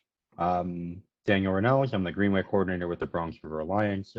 We're a nonprofit and a public-private partnership with parks. And we, work all up and down the Bronx River. And I know in your district, that would be, I think, Shoelace Park, is that right? That would be correct. All right, and I've always appreciated your community board meetings. Got a nice family feel to it, and my email address is daniel.ranells@bronxriver.org, and feel free to reach out and email us, and we look forward to coordinating with you. If you have any questions about what we do, I'm happy to answer them. Well, we're going to take that into the chat, and I'm seeing where Tom, okay, I see, so Alexis has put something else in the chat. So we'll be happy to take that. Yeah, you know what, I'm going to take this from our first vice chair, because, she's always said that we're family, sir. So I think that, and taking that, that's why we have a family feel, because, taking that from her lead, and, she said we're family. She said that almost a year ago, and that's true. I think as we grow, we're growing stronger together. And so, that's why our theme is transformation and greatness. And so, we are a family, and a lot of that's due to my first vice chair. So again, thank you for the compliment. Thank you. Thank you. Okay, so we're at that part of the agenda, ladies and gentlemen, where I give my report. So I'm going to make this awfully brief. And so right now I'm in the process of attempting to share this, and so I am sharing. So I'm not going to spend a lot of time on my report, because we've been here quite a while. So I'm just going to be brief. I was quote unquote invited to the district service cabinet meeting, which was chaired by our district manager, and I had the opportunity to ask the Department of Homeless Services questions about the homeless shelter on 4747 Bronx Boulevard. And there is no update. And so, I know that the Assemblyman Dinowitz and I discussed that. And so, when I hear something, you hear something. As was mentioned by, Mr. Vasquez from Congressman Bowman's office, I was approached, and Mr. Jason Combs from the Bronx Times asked if he could interview me. And I said certainly, and so that's how that came about. But as I've said before, I am not who I am without you board members and you community, because quite frankly, you read my sentiments in the article, and so I think that it's because of you and allowing me to lead you, despite what some may think, allowing me to lead you the best way that I know how. And so I just really want to thank you for that opportunity. Everybody's been talking about the vaccine, and so I'm just going to say this. So here are the links that I have that I'll have attached, because my report goes out. But for those people who are watching on TV, hopefully you can capture this. Or if you need this report, then obviously you can send a note to either myself or Mr. George Torres or Ms. Ursula Green, and they will get you that note. So I will tell you this. So as of this moment, several community members did contact me and asked me the same question regarding a mass vaccination site in the Northeast Bronx. So at this moment, as we speak, there are only 3 vaccination sites, period, in the Bronx. All right. And that is the Walgreens on White Plains Road, which is actually not too far from where I'm at tonight, 3901 White Plains Road. There's the Walgreens at 4232 Baychester Avenue, and the Walgreens at 3575 Boston Road. All of those Walgreens at the moment are the vaccination sites that we have here in the Northeast and North Central Bronx.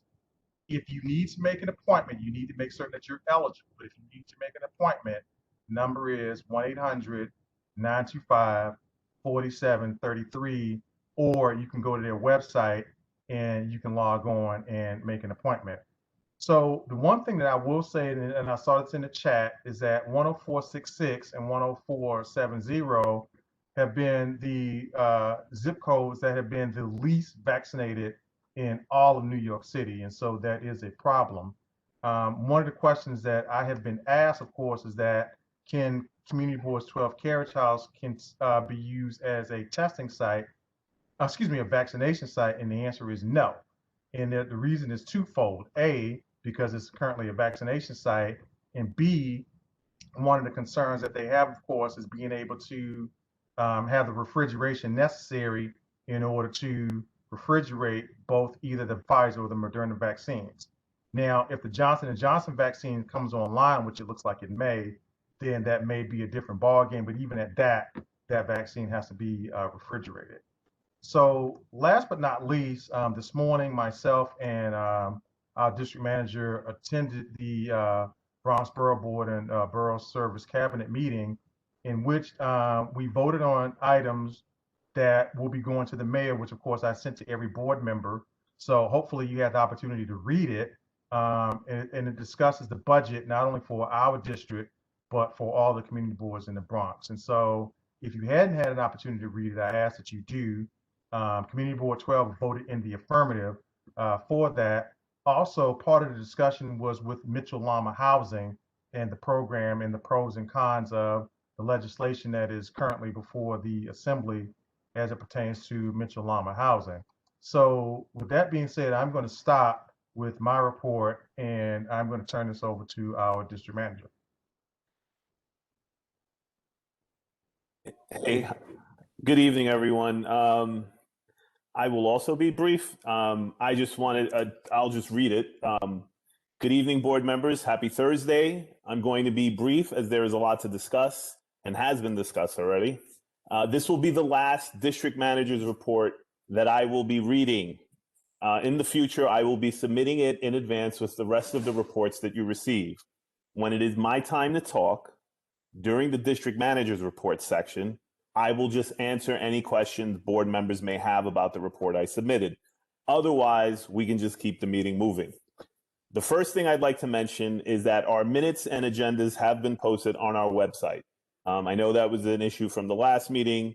We still have a long way to go, but this is a step in the right direction. I would just caution that it took some time for DoIT to post the information, but hopefully once the controller's audit is complete, we will be able to get our submissions posted faster. The second and final thing I'd like to discuss is the report release by the City Council in December 2020. Speaker Corey Johnson released a comprehensive planning framework for New York City. I raise this issue as it is an attempt by the City Council to address inequities in the city planning process. Please take the time to read this report and scribble in the margins any questions you may have. The first hearing of the City Council was held for this matter on Tuesday, this past Tuesday, February 23rd. This is truly our opportunity to have a discussion, not about local planning development, but what the overall city looks like 10 to 20 years from now. This is the opportunity. I spoke with the chairman about this in regards to the siting of homeless shelters. We have 2 shelters. We have 4747 Bronx Boulevard. And in addition to that temporary site, we have 2 additional shelters, a men's shelter and a women's shelter coming to the district. This is the opportunity to have that conversation with the city and the City Council. This is a 50-page report. Like I said, please take the time and the opportunity to look at it, read it. This is what we are. We are a planning board. This is what we should be doing. And we should have committee meetings about this as quickly as we possibly can. And in conclusion, today marks my 2033rd day as your district manager, or my 5 years, 6 months, and 22nd day of my tenure here. I look forward to each and every day at the board. Thank you for your patience, and good night. So, George, thank you, and thank you for bringing that to my attention. And I shot that out to the board immediately. And in fact, I think Ms. Shaniqua Moore asked me about it this morning, and also Ms. Coronel. So I think hopefully, if you have the opportunity to look at it, as I said before, it is rather lengthy, but I'm not going to echo what the district manager said because he said it eloquently. And hopefully you get an opportunity to read it and go from there. So right now, we don't have any minutes to show you right now due to difficulties, and so we're going to forego that. However, we do need to make certain that we call the roll so that we have a quorum. So what I am going to do right now is I am going to do the following. I'm going to now allow board members to unmute themselves and go, and then we can go from there, because as I said before, we need to make certain that we have a quorum, because we do have some voting issues that we need to discuss. So, and then of course we have a special presentation. So I think what I want to do is this, let me do the presentation first, then call the roll. So I think that's probably the best way to go about it. Let's do the presentation first, because we have a presentation on ranked choice voting. So let's do that first, and then call the roll. Is that okay, Madam Secretary? Okay, so let's move forward. So I'm looking at Matt Pitt because I just saw him. Where is he? I just saw him, so let me see if I can find him. So Matthew, and I can't spell his name properly, so that's probably part of the problem. So Matthew Pitt is the representing the New York City Campaign Finance Board. And so what I'm going to ask him to do is come in and give us a presentation regarding the ranked choice voting. So Mr. Pitt, hang on for a second. The floor is yours.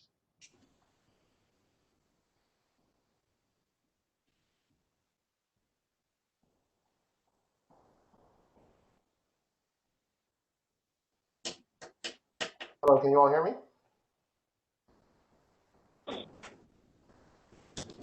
Hello?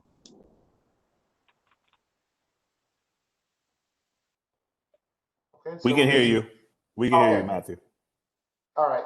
So my name is Matthew Pitt with the New York City Campaign Finance Board. I'm here to give a small presentation on ranked choice voting. And through that presentation, I'm going to just list out what to expect on the ballot when you go into vote on March 23rd or on June 22nd. And in addition to that, I'm going to let you all know how the tabulation works when the Board of Elections is counting all of the votes. Am I allowed to share my screen? Yes, you are.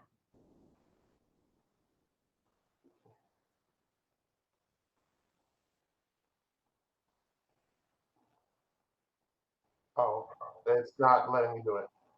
Okay, you should be able to share. So hang on for a second to find out why. Nope, you should. Okay, hang on for a second. All right, try it now. Okay.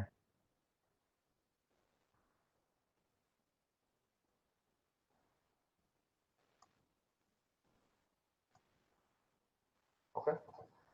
Can you all see my screen? Yes. Okay. So as I said earlier, I'm just going to go over what ranked choice voting is and how does ranked choice voting actually work. So what is ranked choice voting? Ranked choice voting is a new way for voters to elect their representatives. In New York City, voters can rank up to 5 candidates in order of preference instead of just choosing the one candidate that you could have done before.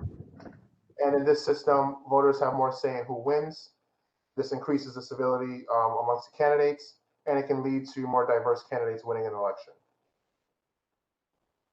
Now, currently in the United States, 2 states, Maine and Alaska, currently uses ranked choice voting statewide. I believe Maine also uses this for their general elections as well. Alaska should be coming online later on this year. In addition to that, roughly 17 cities throughout the United States also uses ranked choice voting, as you can see here from the smallest that we have, San Francisco, Minneapolis, and Santa Fe. And in addition to that, the Academy Awards also uses ranked choice voting as well. Now, in New York City, ranked choice voting will be effective on January 1st, 2021. This will only be used in special and primary elections for city offices only. And those city offices are mayor, public advocate, comptroller, borough president, and city council. You will not see ranked choice voting being used in any general elections. It will not be used in any federal or state elections. And in certain local races, you will not see ranked choice voting, such as district attorney and judicial elections. Now, prior to this, as you all may know, we had single choice elections. And in that system, voters only chose one candidate for each office. And the candidate with the highest number of votes won the election. However, in that system, the winner doesn't always receive a majority of the vote. In addition to that, we also had runoff elections where candidates for mayor, public advocate, and comptroller, if they were running in a primary election and they didn't receive more than 40% of the total primary election vote, a runoff election took place. Now, with ranked choice voting, runoff elections are eliminated. Now, how does ranked choice voting work? And for this, I'm just going to go over steps for how you should mark your ballot when you see it for the first time. So make sure that, when you see the ballot, that you pick your first choice candidate and completely fill in the oval next to their name under the first column. You're going to do the same thing with the second column, third column, fourth column, and the fifth column. Remember, you can rank up to 5 candidates. However, you don't have to do that. If you just want to choose one candidate to cast your vote for, or choose rather, you can do that as well. Now here's a sample ballot of from the 31st Council special election, which happened, I believe, 2 days ago. And this is basically what the ballot is going to look like for all of our elections. So you'll see the ballot here that's provided is in English, Spanish, and Bengali. And remember, languages do vary by election district and assembly district. Now, for errors that can be made by voters when marking the ballot, one error that can be made is giving multiple candidates the same rank. As you can see here, in this example, somebody gave their first choice to both candidates B and C. That is an error that the machine will spit back out, or if spotted by the poll worker, they will tell you to fix the error by giving you a new ballot. In addition to that, we also ask that voters don't rank a candidate more than once, as this can have the effect of immediately exhausting the ballot, and I'll go over what that would potentially look like a little bit later on. Now, as for the actual tabulations itself, I think as was stated a little bit earlier, remember all of your first choice votes will be counted first. And if a candidate receives more than 50% of those first choice votes, they win the election. However, there's going to be a situation where a candidate may not receive 50% of first choice votes. If that happens, the counting will then continue in rounds. And just one thing you want to remember is that in each round, candidate with the fewest number of votes is going to be eliminated. So in this one, you'll see that after all of the first choice votes were counted in the first round, candidate D came out with the least amount at 12%. So what will happen is candidate D will be eliminated now in the first round. Now, if your top choice is eliminated, what will happen is we'll go to your second round choice, your second round choice, and we'll keep counting from there. So as you can see, after the first round, candidate A, B, and C have received increased vote totals. However, candidate C has the least with 24%, and candidate B has the most at 45%. And remember, it continues. So this is round two. We're going to have to count all the round twos. Now, for anyone, so for this example, if you voted for candidate D, that person was eliminated in round one. We go on to round two. We find out that you voted for candidate C in round two. What will happen is it will count towards candidate C. However, since candidate C has the least amount at 24%, as I said earlier, they will be eliminated. And as a result, there we go. And as a result of that, we will have to move on to round three after all of those tabulations are done. Remember, the same process continues until there are two people left. So now we'll move on to round three. Candidate B with the most at 45, candidate A with the second highest at 31%. All of those will be counted. Of course, remember this process does continue until there are two candidates left. And in our example, we'll see that candidate B wins with 58% of the vote, with candidate A losing at 42% in this round. Remember, the candidate with the most votes wins. So remember, when they count your first choice votes and that person receives, and a candidate receives more than 50 or more percent, they win the election. However, if the counting continues in rounds, the candidate with the most number of votes wins. There's a possibility that a candidate may not hit 50% when we start going through the second, third, or fourth rounds. So please keep that in mind. Now, the main takeaway here is that you can rank up to 5 candidates. However, you don't really have to do that. And if you do rank 5 candidates, 5 votes are not being counted, as I explained to you in my example. You only have the 1 active vote. Candidates are being eliminated once you start counting, once you start the rounds. Now, if you prefer to, you can just vote for your first choice candidate. But remember, ranking does go to the benefit of the voter, because when you rank the candidates, it really doesn't harm your first choice. And when you rank multiple candidates, you can still impact who gets elected, even if your top choice doesn't win. And ranking multiple candidates also ensures that your vote will go towards your second, third, fourth, or even your 5th choice if your top choice is eliminated, which gives you more say in who wins an election. Now, as to the question of when to expect results, in half of ranked choice vote RCV elections, there's a winner in the first round.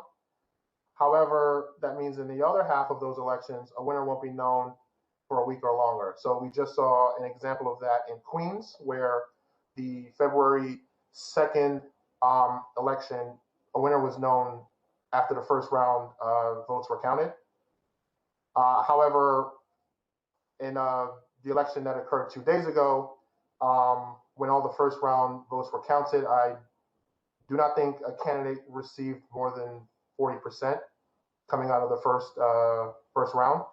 So right now, the Board of Elections is continuing to tabulate the other rounds by hand, I believe. Now, as for resources, you can always visit our website. Here's the information right here. I will copy this and place it in the chat. You can always visit our website, voting.nyc, nyccfb.info/RCV, and also nyccfb.info/RCVFAQs. You can also visit the Board of Elections website. They have information on not just ranked choice voting as well, but they also have information on any and all elections that are coming up this year. So if you have any questions about the special election in your district, please feel free to visit the Board of Elections website. And also, if you're unsure as to where your poll site is located, they also have a poll site locator as well on their website. And in addition to that, here is my direct contact information, mpitt@nyccfb.info. I will copy this information and also place that in the chat as well. Any questions?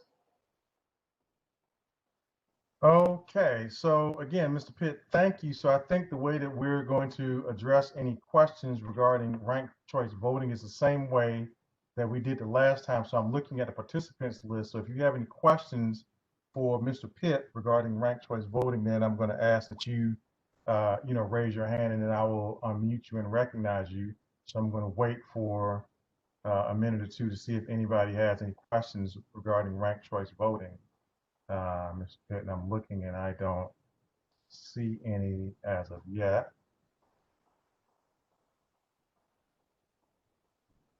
I don't see any as of yet.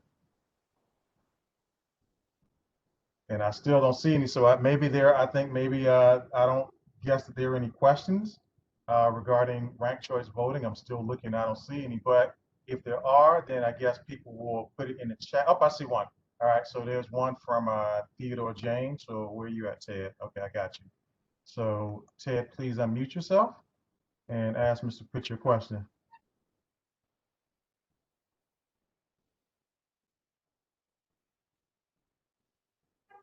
Okay, Ted, unmute yourself. Okay, Ted, we can't hear you. Unmute yourself.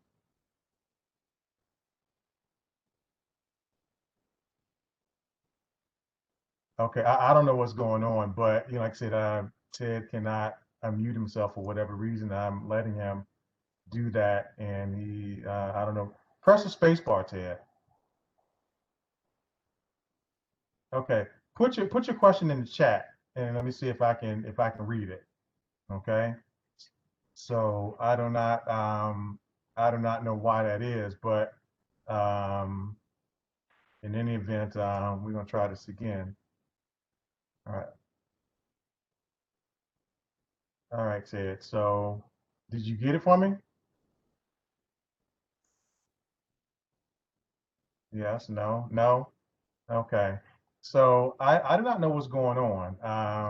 But as I said, Ted cannot unmute himself. So, we'll have to, go from there. So if Ted puts his question in the chat, then, maybe we can, or send it. Ted, you have my number, so send me a text. Send me a text and I'll try to get it. So Keisha, I noticed that you said something that I saw your message. You have a question, Keisha? Okay. Anybody else? Okay, Has a Doctor, I question? think I'm unmuted now. Was that? Oh, there you go. You unmuted. Okay, there you go, Ted. Yeah, Mr. Pitt, what you explained sounds very, for lack of a better word, complex or complicated in terms of the tallying of the votes. Is there going to be any sort of public education campaign that people could really understand how this process works? Yes. So our agency, along with several of our community partners, are going around the city of New York, and we're explaining to New Yorkers basically, one, as I just did tonight, how it works, and two, how the tabulations are counted by the Board of Elections. It is actually quite complex. That's why I try to bring it down to earth as much as I possibly can, so that way we all can understand basically what's going on when the Board of Elections is doing accounting. However, we are currently in the middle of our public education.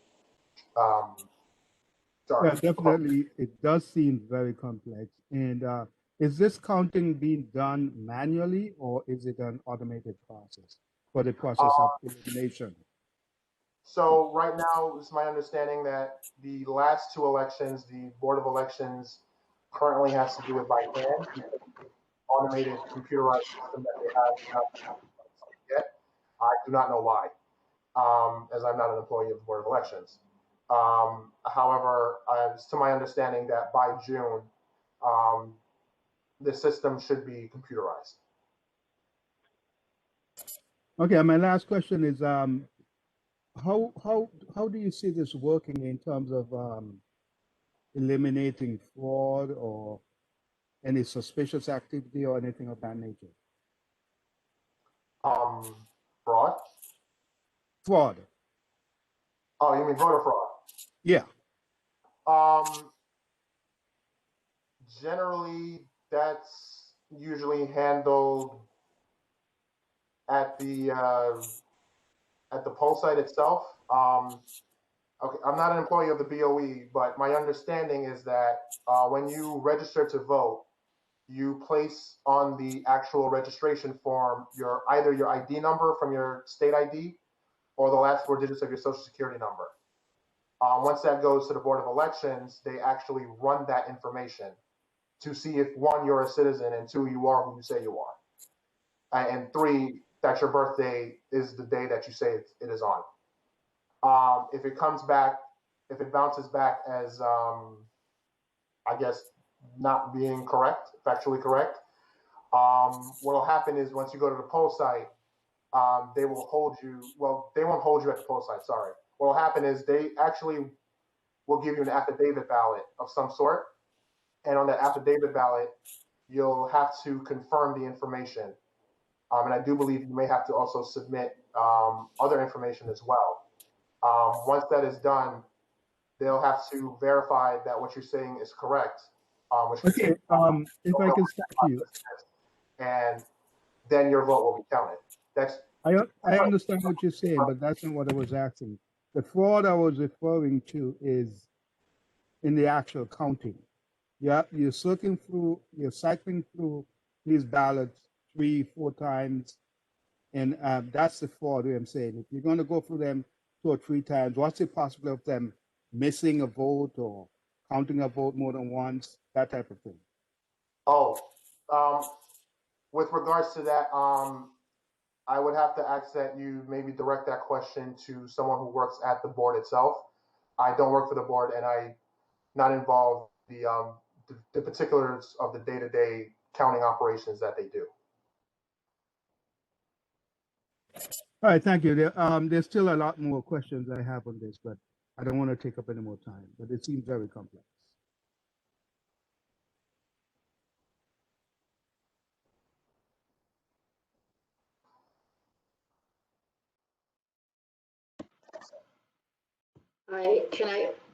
Can everyone hear me?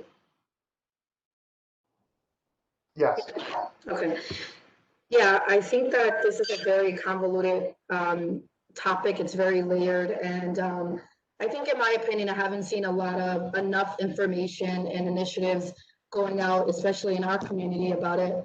So I guess my question is, are there funds in a budget that's being allocated to push in these initiatives in order to educate the community about this properly? Because I think this presentation is informative, but I can see by the looks on our faces, we still have a lot of questions about how it really works. So I guess the question is, are there funds allocated to really educating our community about how to really fill out a ballot, and especially for primary elections? And then secondly, my next question is, are poll workers going to be properly trained to be able to really educate and provide guidance to those that are coming to vote? So the Board of Elections is handling all trainings for poll workers with respect to ranked choice voting and to other situations that may occur at a poll site as well. To answer your first question, our agency has been, well, I don't know the particulars of the city budget, but I do know our agency has allocated roughly $10 million of our funds to provide a public education campaign. That includes PSAs, which should be made available, I believe, by the first week of the first week of March. In addition to that, there'll be mailings going out to voters in CD 11 and 15 as well. I believe that mailing should have already gone out either this week or will go out next week. And in addition to that, we also have our outreach team going out, not only going out to community boards such as this, but also we train our community partners throughout the 5 boroughs to assist us in getting the word out about ranked choice voting, and also making sure that the populace is educated on this topic. So I don't mean to interrupt you, but I just wanted like a follow-up to that. When you mentioned working with the community partners, I was thinking about the census and how they worked a lot with the CBOs and the community boards, and actually it was an opportunity for them to be funded. I'm wondering if the city will consider doing something similar, where they'll partner with CBOs and sort of provide some type of funding, being that they have a lot of access to families to get this information across quickly. Yes. And if you know of any, please have them contact me directly. I'm consistently looking for partners all the time.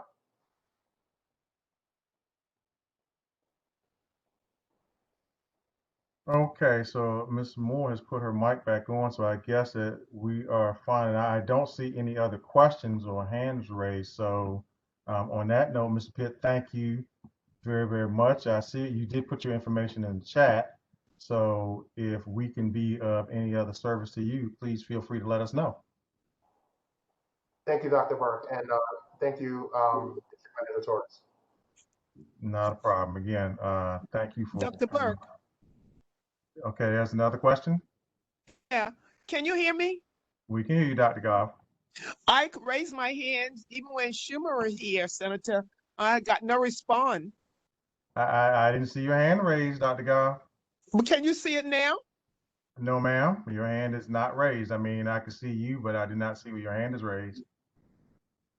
No, I must be doing something wrong, so I don't want to mess it up. That's fine, because I had a very important question for Senator Schumer. But on the ranking voting, I would like to ask this question. I think I heard him correctly said that if you have one choice in voting, that person you vote for may be your top choice and your only choice. But it's beneficial if you go through and do a second choice. Did I hear that correct?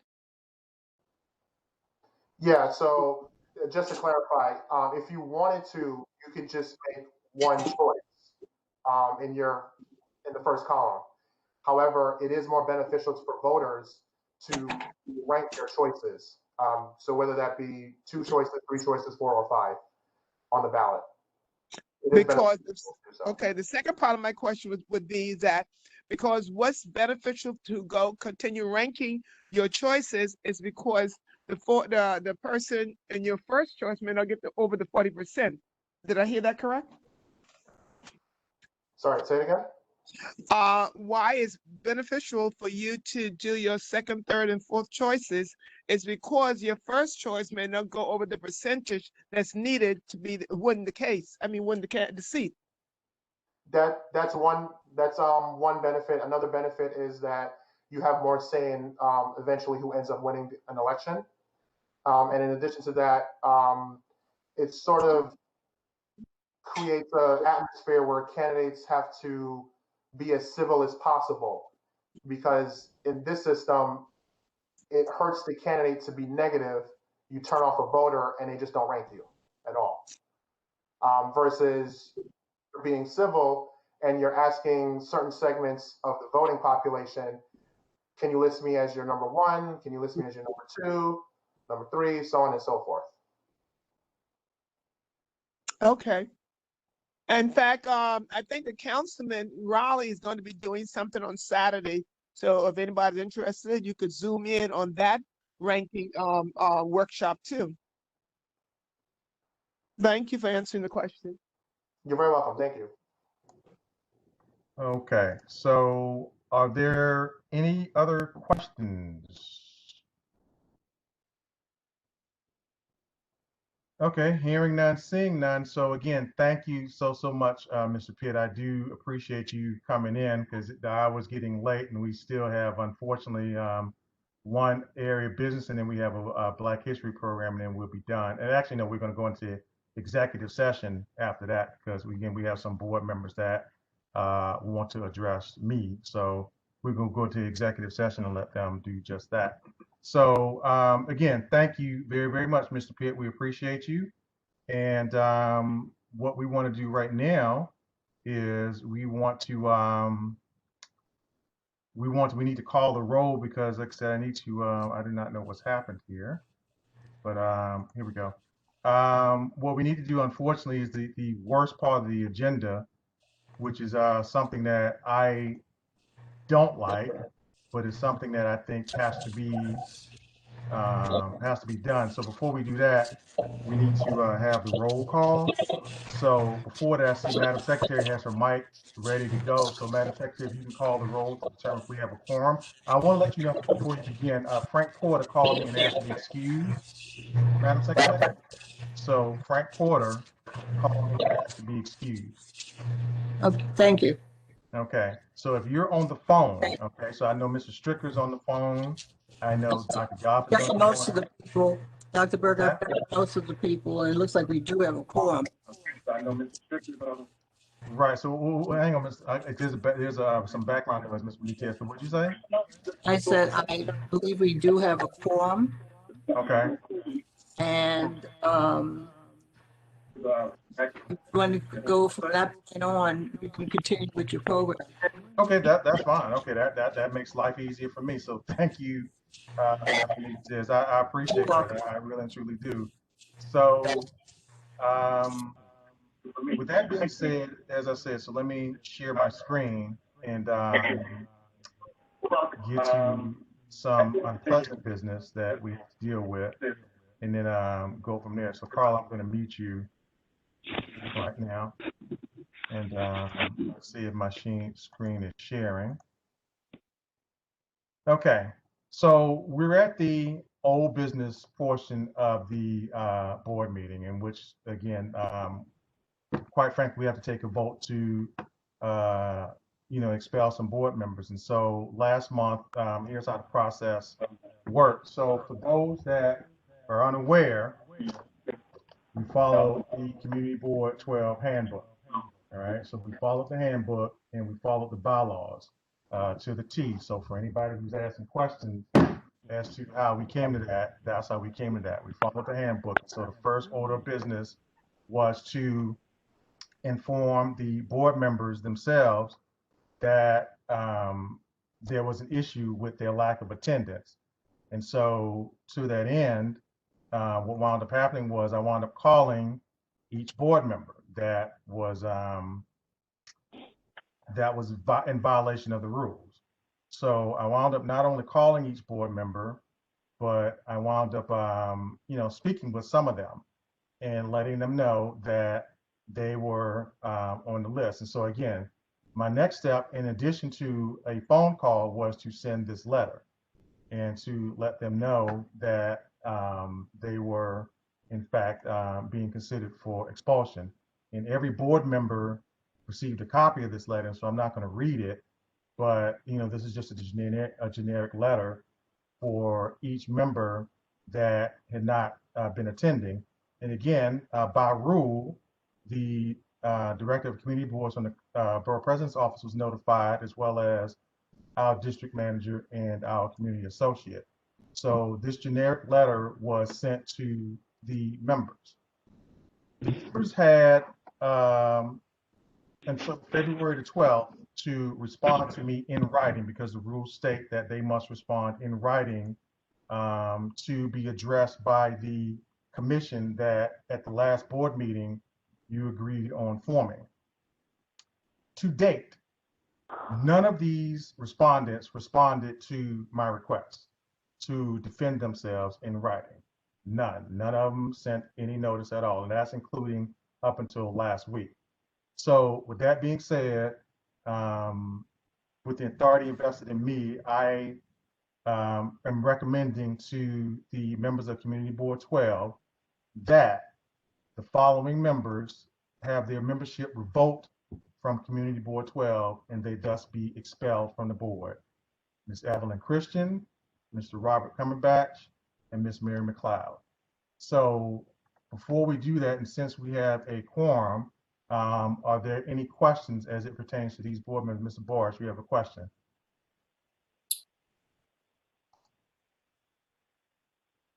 Now mute yourself, Mr. Boris. Not a question, Michael. Just food for thought for the members. We are in a pandemic, and I do understand that there are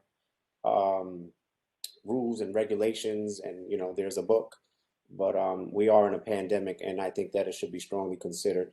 But at the end of the day, everybody's entitled to their vote. Okay. All right. With that being said, excuse me, Dr. Burke. Excuse me.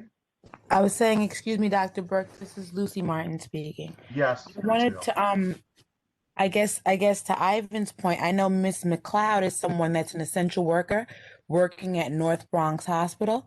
And I work with her in another organization, and it seems that just with regard to vaccines and people who are eligible being able to go in for the vaccine, she's doing essential work with regard to that.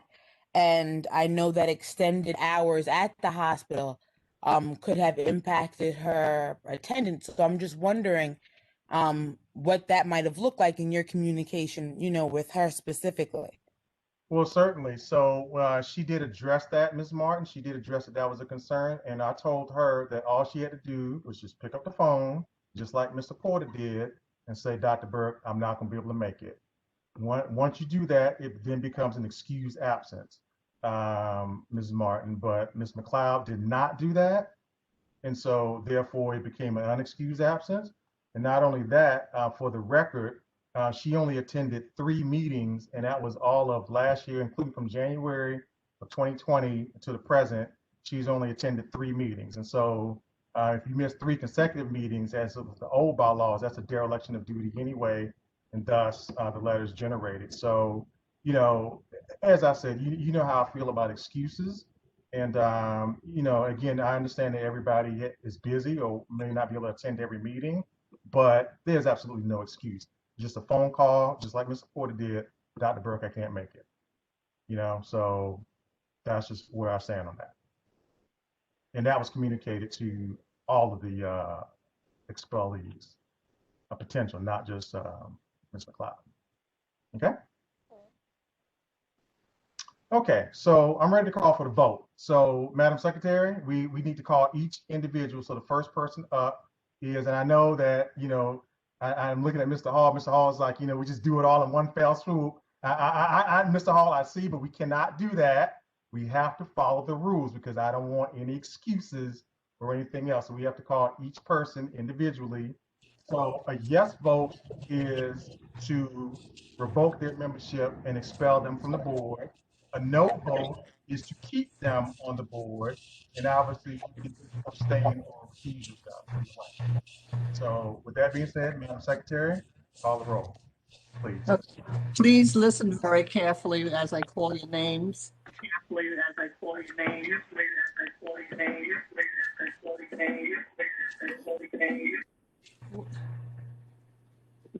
Okay, I'm getting an echo back, so I don't know what that's about. Okay.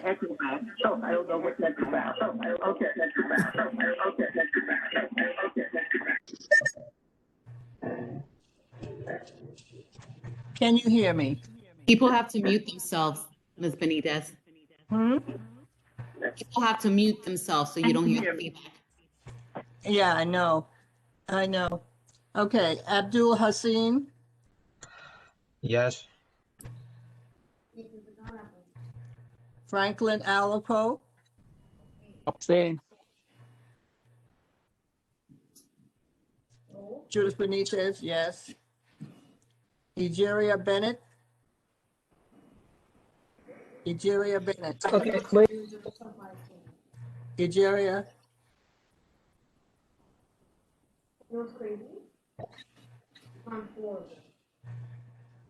Did you hear what she said? I think she said yes, but she's got a bad connection. I don't know. What'd you say, Jerry? Abstain. And okay. Abstain.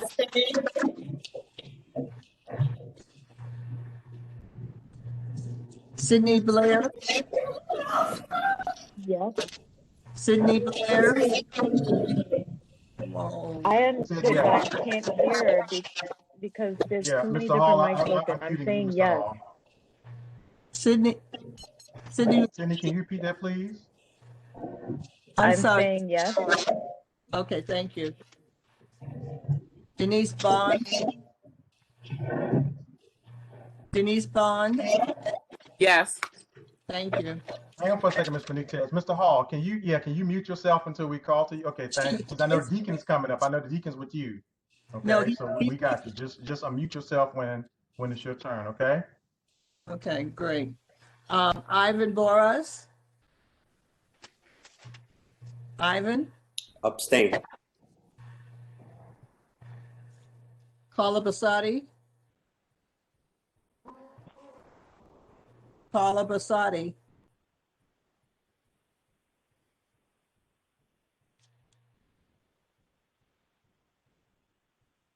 Carla Basati. Aye. Aye. Thank you. Okay. Yeah.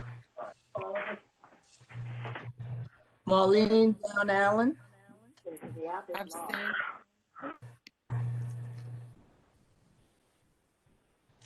Victor Brown. Victor Brown. Victor Brown. Victor Brown. Oh, God. I think his video is frozen, Ms. Benitez. I don't know what's going on. Okay, I'll pass it by. Jerome Brown. Jerome Brown. He could only stay for 1 hour. He sent us a He message had to in the go. chat. Yeah, he had to go. Yeah, he had to go. So he had to. He was here and he left. Okay. Deacon Edward Brown. Yeah. Said yes. Thank you. Robert Bryan. Yes. Katie Samble. Sadie Campbell. She said aye. I heard her. Thank you. Gail Clark. Not present. Joan Claude. Yes. Beatrice Coronel. Yes. Thank you.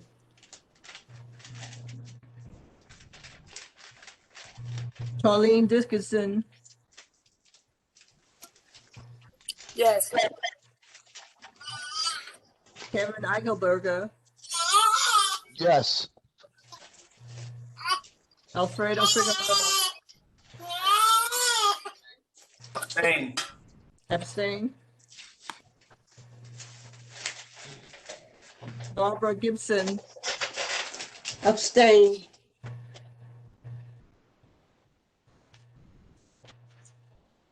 Johnny Goff.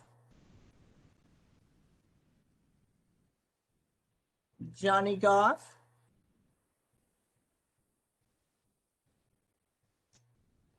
Is she there? I don't see her Yes, anymore. I'm here. Oh, yes, I'm here. Okay. What is your vote? I vote yes. Thank you, Johnny. Chantel Green, not present. Robert Hall. Yes. That's with a letter thanking them for their service. Dr. Lisa Hayes. Yes. John Isaac. Yes. Theodore James, Yes. Keisha Martin. Yes. Okay, I'm assuming she's saying yes. Ifa Lass, Yes. Paul Lanzano. Paul Did you get? Lanzano. I'm sorry, Ms. Benitez. Did you get A4? She said yes. I got it. I Okay. heard her. Okay. It's faint, but I heard her. Right. Ms. Lanzano. Paul. Okay, thank you. Lucille Martin, Abstain.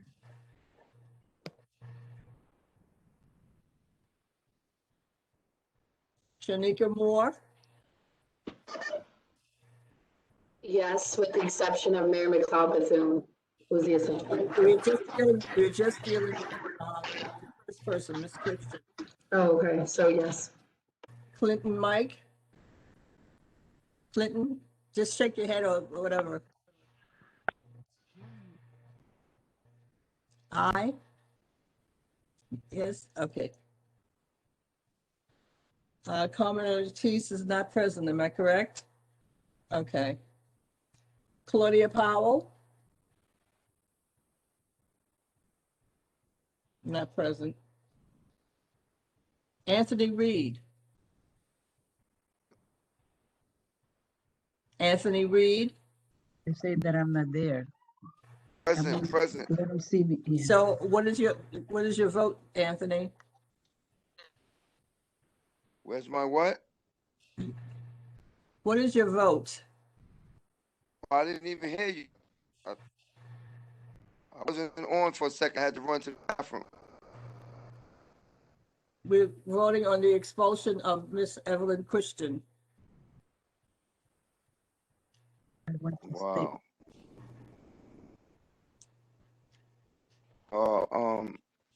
You could just excuse me for that. Excuse me, whatever. Yeah. On what grounds? Because I don't know what you're talking about, really. I can't even hear you. You can abstain, Anthony, if you don't want to vote. You can vote yes, no, abstain. Yeah, the phone is echoing, and I can't really hear you. You have three choices, Anthony. You can abstain, you can vote yes to expel, or no. Okay, so that means he might have not heard what Dr. Burke said earlier. Dr. David Robbins is not present. Harry Singh. Aye. Thank you. Carl Stricker. Carl Stricker. Nicole Ware is not present. Aye. Thank you, Carl. You're welcome. Okay, what about Victor Brown? Is he back? What is your vote, Victor? We're voting on the expulsion of Miss Christian, Evelyn Christian. Where is he going? I don't know. Jerome Brown wanted to be unmuted, so I told him star 6. Okay, majority. Abstain. Who abstained? They saying that I'm not. Who's this? That's Carmen Ortiz. She wants you to know that she's abstaining. Oh, hi, Carmen. Okay. Thank you, Carmen. I'm frozen. I can Okay. see everybody, but I'm frozen. Okay. And Victor Brown, we lost him, but somehow he walked away. So I'm just gonna leave it blank, but the ayes have it. Okay. Thank you, Madam Secretary. So Wow. that I see Mr. Hall is up here rejoicing. So look, I'm going to do this. We're supposed to do it one at a time, but this is taking longer than it should. So here's what I'm going to ask. All right. So Ms. Moore says she wants to change her vote to what with Ms. McLeod? What do you want your vote to be, Ms. Moore?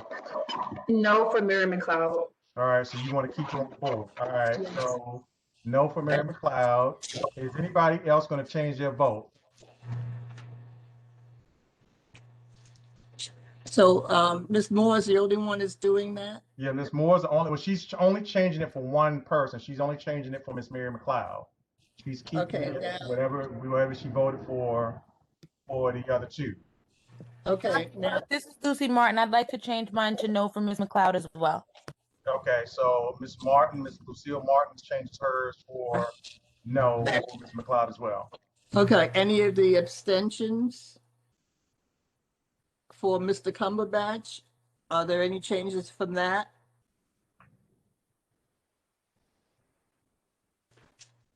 You're not answering me, so I don't know what that means. Well, we're going to assume that they're going to keep it the same. We're going to keep it the same. And, Okay. right? Yeah, so then I guess Okay. then you'll have to say the ayes have it. Yeah, the ayes have it. You know, Oh, motion. Dr. Berg, I'm sorry, Dr. Berg, what was yours gonna be? Yes, ma'am. So, I mean, the bottom line is motion passes. So as of this moment, Ms. Evelyn Christian, Mr. Robert Cumberbatch, and Ms. Mary McLeod have had their membership revoked. And at this moment, they are no longer members of Community Board 12. Per your recommendation, Mr. Hall, I will send them a note as well as copy the Borough President's office. If Alexis is not on here still, I will copy the Borough President as well as our district manager and our community associate, Ursula Green. So thank you, board members. I know it's something that we don't like to do, but you know, unfortunately, circumstances call that we have to have board members that are working. You know, if you're just taking up a space, then you're not really working. Mr. Brown says he cannot hear or unmute, so I don't know what's going on, but Right. I was the same with you. you know, it is what it is. So at this point, what I like to do is move to the final portion of the program. And so, you know, the Library and Cultural Affairs Committee, under the guidance of Mrs. Joan Clyde, along with Ms. Sadie and the members of her committee, Ms. Brown, Ms. April Lass, Oh, Debbie, now Mr. Hayes, it came out. came up with a program that they would like to present to you. Once this is done, I'm going to call for an adjournment, and then those members that want to address me, we will go into executive session, and they can address me with their concerns, and like I said, we'll just go from there. Okay. So, Ms. Clyde, and your team, take it away.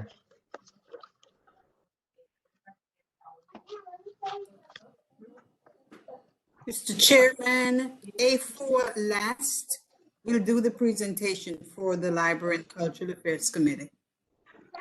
Thank you for that. Yes, ma'am. I'm wondering if I can share my screen. Can you share your screen? Let me see. Yes, I you don't can see share the your screen. option. Give me 1 second. You should be able to share your screen. I don't see an option for that.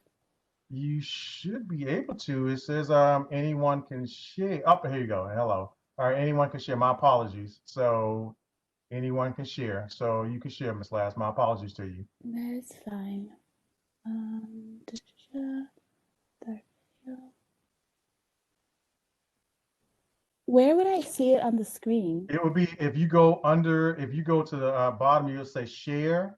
Where you'll see it say mute, stop video, share. And then if you click on that, you can share the content.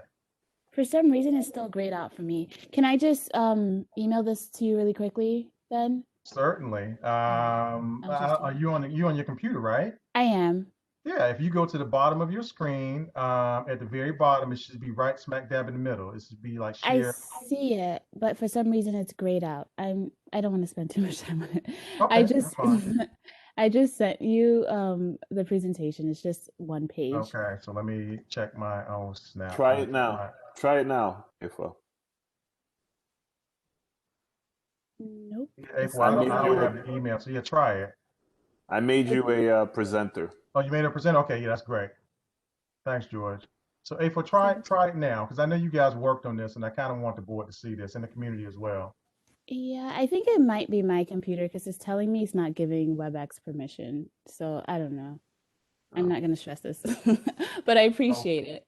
But well, if you go in your email, either George or Dr. Burke, hopefully you see it, and then we can go from there. yeah, I'm refreshing my email now, so I have a message from Mr. Jerome Brown. Up here we go. Let's see, but I don't have a message from you as of yet. George, do you have it? I think Not the yet. subject Oh, is WebEx meeting, Libraries Meeting and about Culture. psychology. Yeah, anyone can pull it up. Whoever has the email can pull it up. okay. Yeah, because I don't. It's not coming up here, so we don't have it. So Lisa, why don't you drive it? Do you have You it? got it? I do not have, my share button is also blocked out. But what I was suggesting, Afua, is because our community board is very awesome and we can also send a item out later. If you want to just go ahead and start reading about the women and the Black History presentation that we're going to do, I think it'll be great. Makes sense. I will do Yeah, that, and try then sending I'll it to send me this out again later. because it hasn't come through yet. I don't know why I'm Okay. looking at my email right now and I don't see it. That is very weird, but we can send this one more time.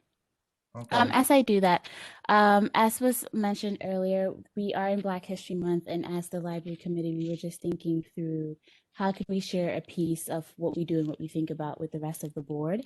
And what Ms. Claude came up with was more or less saying, when we think about Black History Month, we think about the greats, right? We think about Coretta King, we think about Rosa Parks, and I'm pretty sure all of us have done some form of presentation or heard a lot about them, and rightfully so, because they have done amazing things in history. However, there are also so many other folks who have done this similar work and helped move us forward in the civil rights agenda. So we just wanted to highlight that. So some people that we wanted to highlight are Madam C.J. Walker. I'm sure a lot of you know her as the pioneer of hair care. So if you're getting any perms, I don't know if we still do that anymore, but if you're perming your hair or any of that thing, you probably are thankful for her for doing that. Alfredo, I see you. You're probably not getting a perm, but you probably used a comb or something that she came up with to make sure your hair was growing, right? So we appreciate Madam C.J. Walker for that. If you want to learn more about her, her book On Her Own Ground was published a few years ago, and she also has a special on Netflix. So whether you want to read that or just watch more about her life, it's super interesting. So please do that. Someone else is Marie Van Brittan Brown. She actually invented the first home security system in 1966. So I'm pretty sure someone was playing on her front yard and she was like, I don't have time for this, right? Or I think earlier in the call, someone was mentioning how filthy the streets can be. And I'm pretty sure she wanted to see who was littering her streets. So she made the first home security system and she was able to get that patented. And I think that's really amazing because so much of us rely on security systems now. Again, that's Marie Van Brittan Brown. So long. The next person is Henrietta Lacks. And she is known because her cells were taken to test the polio vaccine that has obviously impacted so many people's lives now. And as we talk about vaccines now and how that's going to be a pivotal part in ending COVID, we're very much aware of someone like Henrietta Lacks, who unknowingly got her cells taken from her, but yet is still impacting us now. So really just shining a light on her. She also has a book, The Immortal Life of Henrietta Lacks. And Oprah Winfrey recently, I don't know if she commissioned a movie or if the movie's already out yet, but there is a movie about Henrietta Lacks out in the world. And the last one is Septima Poinsett Clark, and she's an educator and civil rights activist. She developed the literacy and citizenship workshops that played an important role in the drive for voting rights and civil rights. Earlier, someone asked if there were more resources so we can learn about this new way of voting. And we have to thank someone like Septima for even like bringing that to the forefront to begin with, so we can all vote the way that we vote now, and the change that we need to see in our communities. And her book is Freedom's Teacher, if you're interested in more about her story. So those are the 4 women we're highlighting. Hopefully you've learned something tonight, or if not, you're able to kind of go out in the world and learn more about other folks. Thank you. April, thank you. Thank you so much. And again, I know that I'm still checking my email because I really want everybody to see it, but I don't see it. I don't see it. I don't see the email. And so I do not know what's going on. I'm clicking, and I don't Is see it, it. Dr. So, Berg, is it possible? I know a few weeks ago you changed your email to the chairman's email. So is it possible that I sent it to your previous email? you know what? It's possible. I hope not, but that is a possibility. Who's saying I that? did get it. I did get it, but I couldn't. Yeah, but I think you may have changed something in the controls because the share function is not available, and I No, can't. I didn't change a thing. And So, I because I'm not the host right now, the way I have it, yeah, you are anybody the can host. share. Oh well, I So can't yeah, even anybody can wrest the share. host back from you. That's what I'm Yeah, no, saying. So I don't no, know. I don't know what happened. Can you share now? Try it now. Yeah, now it says I can share. Okay. I don't know what happened. But yeah, just try to, and just if you can't just go through the slides, because these ladies worked hard. The one thing I can say about the Library and Cultural Affairs Committees, not that I don't enjoy the other committee meetings, but the ladies really, they bring lightness and joviality to their committee meetings. So I like to thank, Mrs. Claude and Miss Sadie and their team, because they really, they really put a lot of work into this. And as you can see, next month, just to give you a highlight, for those of you that saw the flyer for Women's History Month, they're going to be honoring our very own Madam Secretary, Ms. Judith Benitez. So I hope that you pay attention, to that. And so I just want to say thank you for the work that you ladies do. George, you have it? Yeah, it's a megabyte, so it takes a little Okay, bit to here it is. load. Okay. Yeah. All right. So if you can just quickly, I know that I don't think we mind. So this is fantastic. So if you can just go over this again quickly. Yeah, so just if you scroll through, and I just put in the chat that if George or Ursula are willing to send us out an email, it's more or less just really, really quick because we didn't want to take up too much time tonight. But it highlights what they're known for, and if you wanted to do more reading. I couldn't find more reading on Marie Van Britton Brown, but I'm sure if you were interested in more of her work and her husband's work, you could Google that. But if you look at this, you see their names, what they're known for, and the books that are associated with them. So as the library team, I think it's only fair that we share some reading with you. So definitely go check that out. Well, I think your second person. I say I'm looking at the names right now, but they may be. I won't say they may be in the National Inventors Hall of Fame. There's a National Inventors Hall of Fame and a Black Inventors Hall of Fame as well. So that may be a resource. For that you can get out to the board, but yes. And then go from there. I would also look at, I don't know if you look at the Schomburg Center, but they may have that information on her as well. That makes total sense. I would definitely Google that and send that over to George and Ursula to send out to you. Okay. All right, not a problem. Thank you. So thank you very, very much. So board members, so here's what's going to happen. So as I said before, there are some board members that want to discuss me, and so I'm going to let them do that, but we're going to go into executive session to do just that. So with that being said, I'm going to call this meeting to adjourn and ask for a motion, and then we're going to go into the executive session. So board members, you need to stay and hear what some board members have to say, and then I will address their concerns. Okay. So before we do that, I need a motion for adjournment. Make a motion. Okay, Mr. Reed makes a motion. Has it been seconded?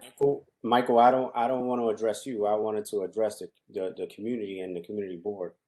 Okay, well, hang on for a second. You'll get a chance to do that. Is there a second? Why does it have to go into executive session then?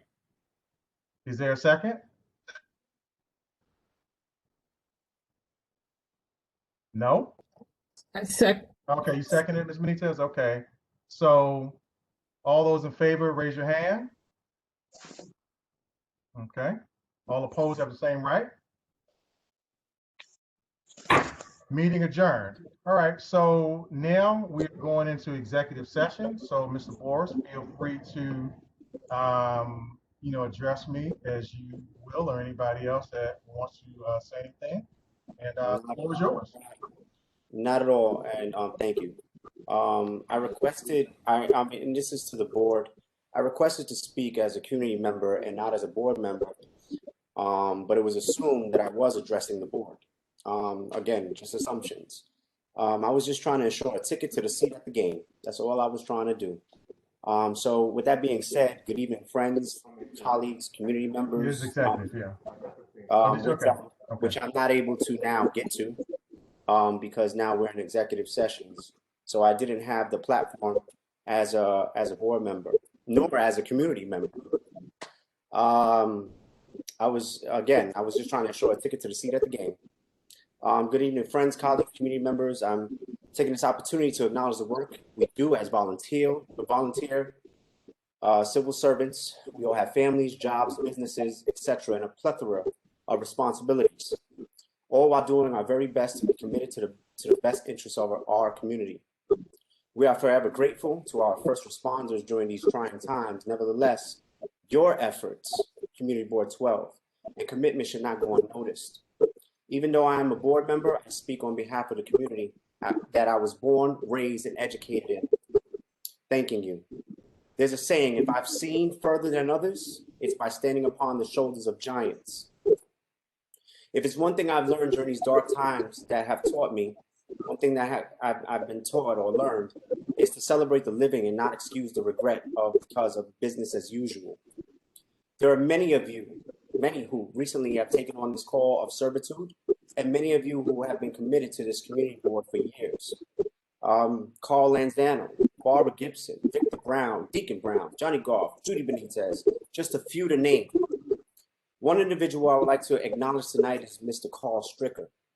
I come before you tonight to acknowledge the legacy of Mr. Carl Stricker. Mr. Stricker has selflessly been serving his community for over 40 years in Community Boards 12 and 13. For the last 18 years, he has served on the executive board. To say Mr. Stricker has been a beacon of light for his community would be an understatement. Not only he has been serving us for the last 40 years, but all of New York City as a member of the New York City transit team.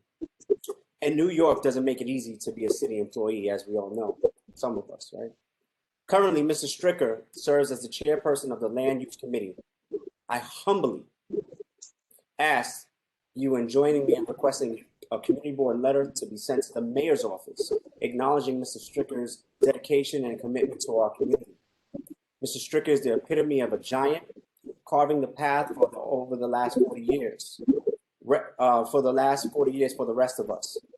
My dream is that we all work in service of our communities without bias, judgment, or self-interest in ways Mr. Stricker has. For me and many members on this board, I cannot envision a community board meeting with Mr. Stricker as chair, with Mr. Stricker as not the chairperson of the Land Use Committee.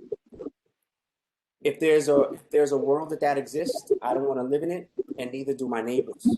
I challenge all of us to serve for 40 years plus, to continue to widen the path Mr. Stricker has paved, and those other people that I spoke of earlier. Thank you for your service, Mr. Stricker. You inspire us all to fully embody what it means to be a community board member for the people and by the people. Timothy 5:17, let the elders who rule well be considered worthy of double honor, especially those who labor in preaching and teaching. Stay COVID and negative, everybody. Thank you.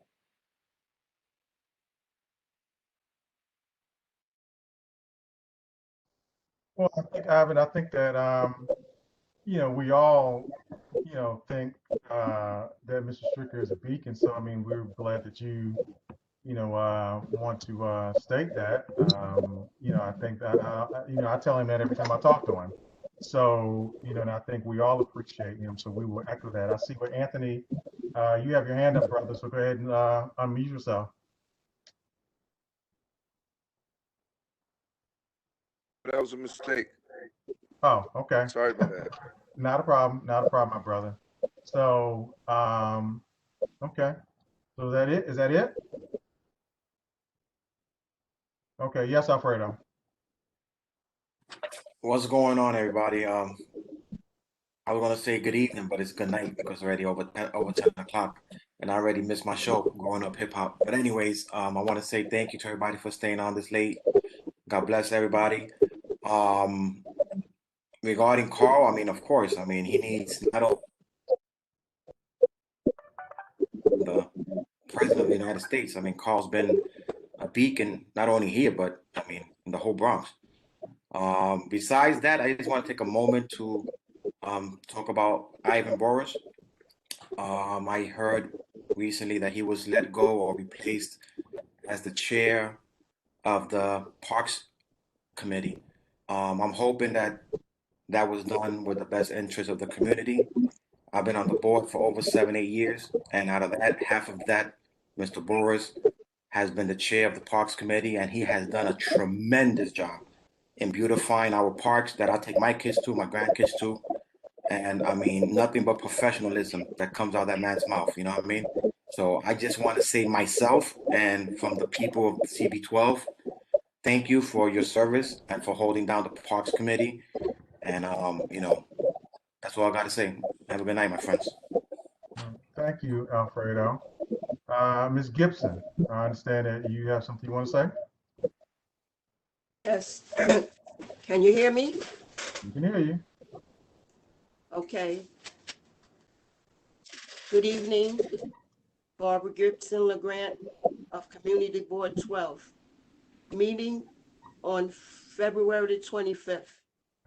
I request to speak this evening on behalf of this board and our community. I'd like to bring to your attention the meeting I attended in November and January.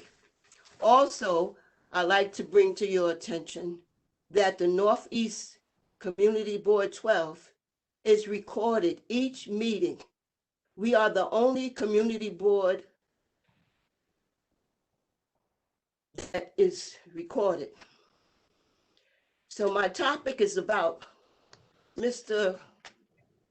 Michael Burt, our chair, and his foul language on November and January.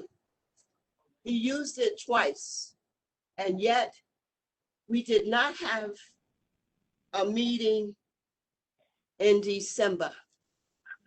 Maybe he think he can just speak to us in any old kind of way.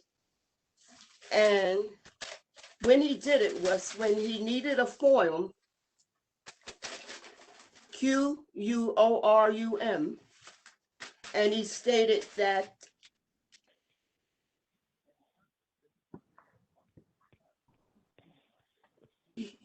it was an incorrect word that he shouldn't have used. So maybe he think that because we are adults that he can speak to us like that. He used the word again when we had the landowners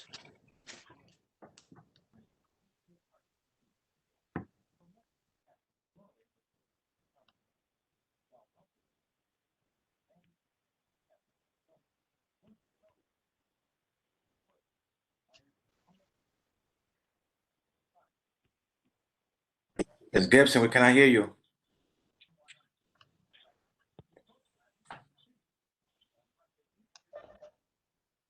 I think she's muted. She's muted. She's muted. Yeah. I want to hear what I said. That was so bad.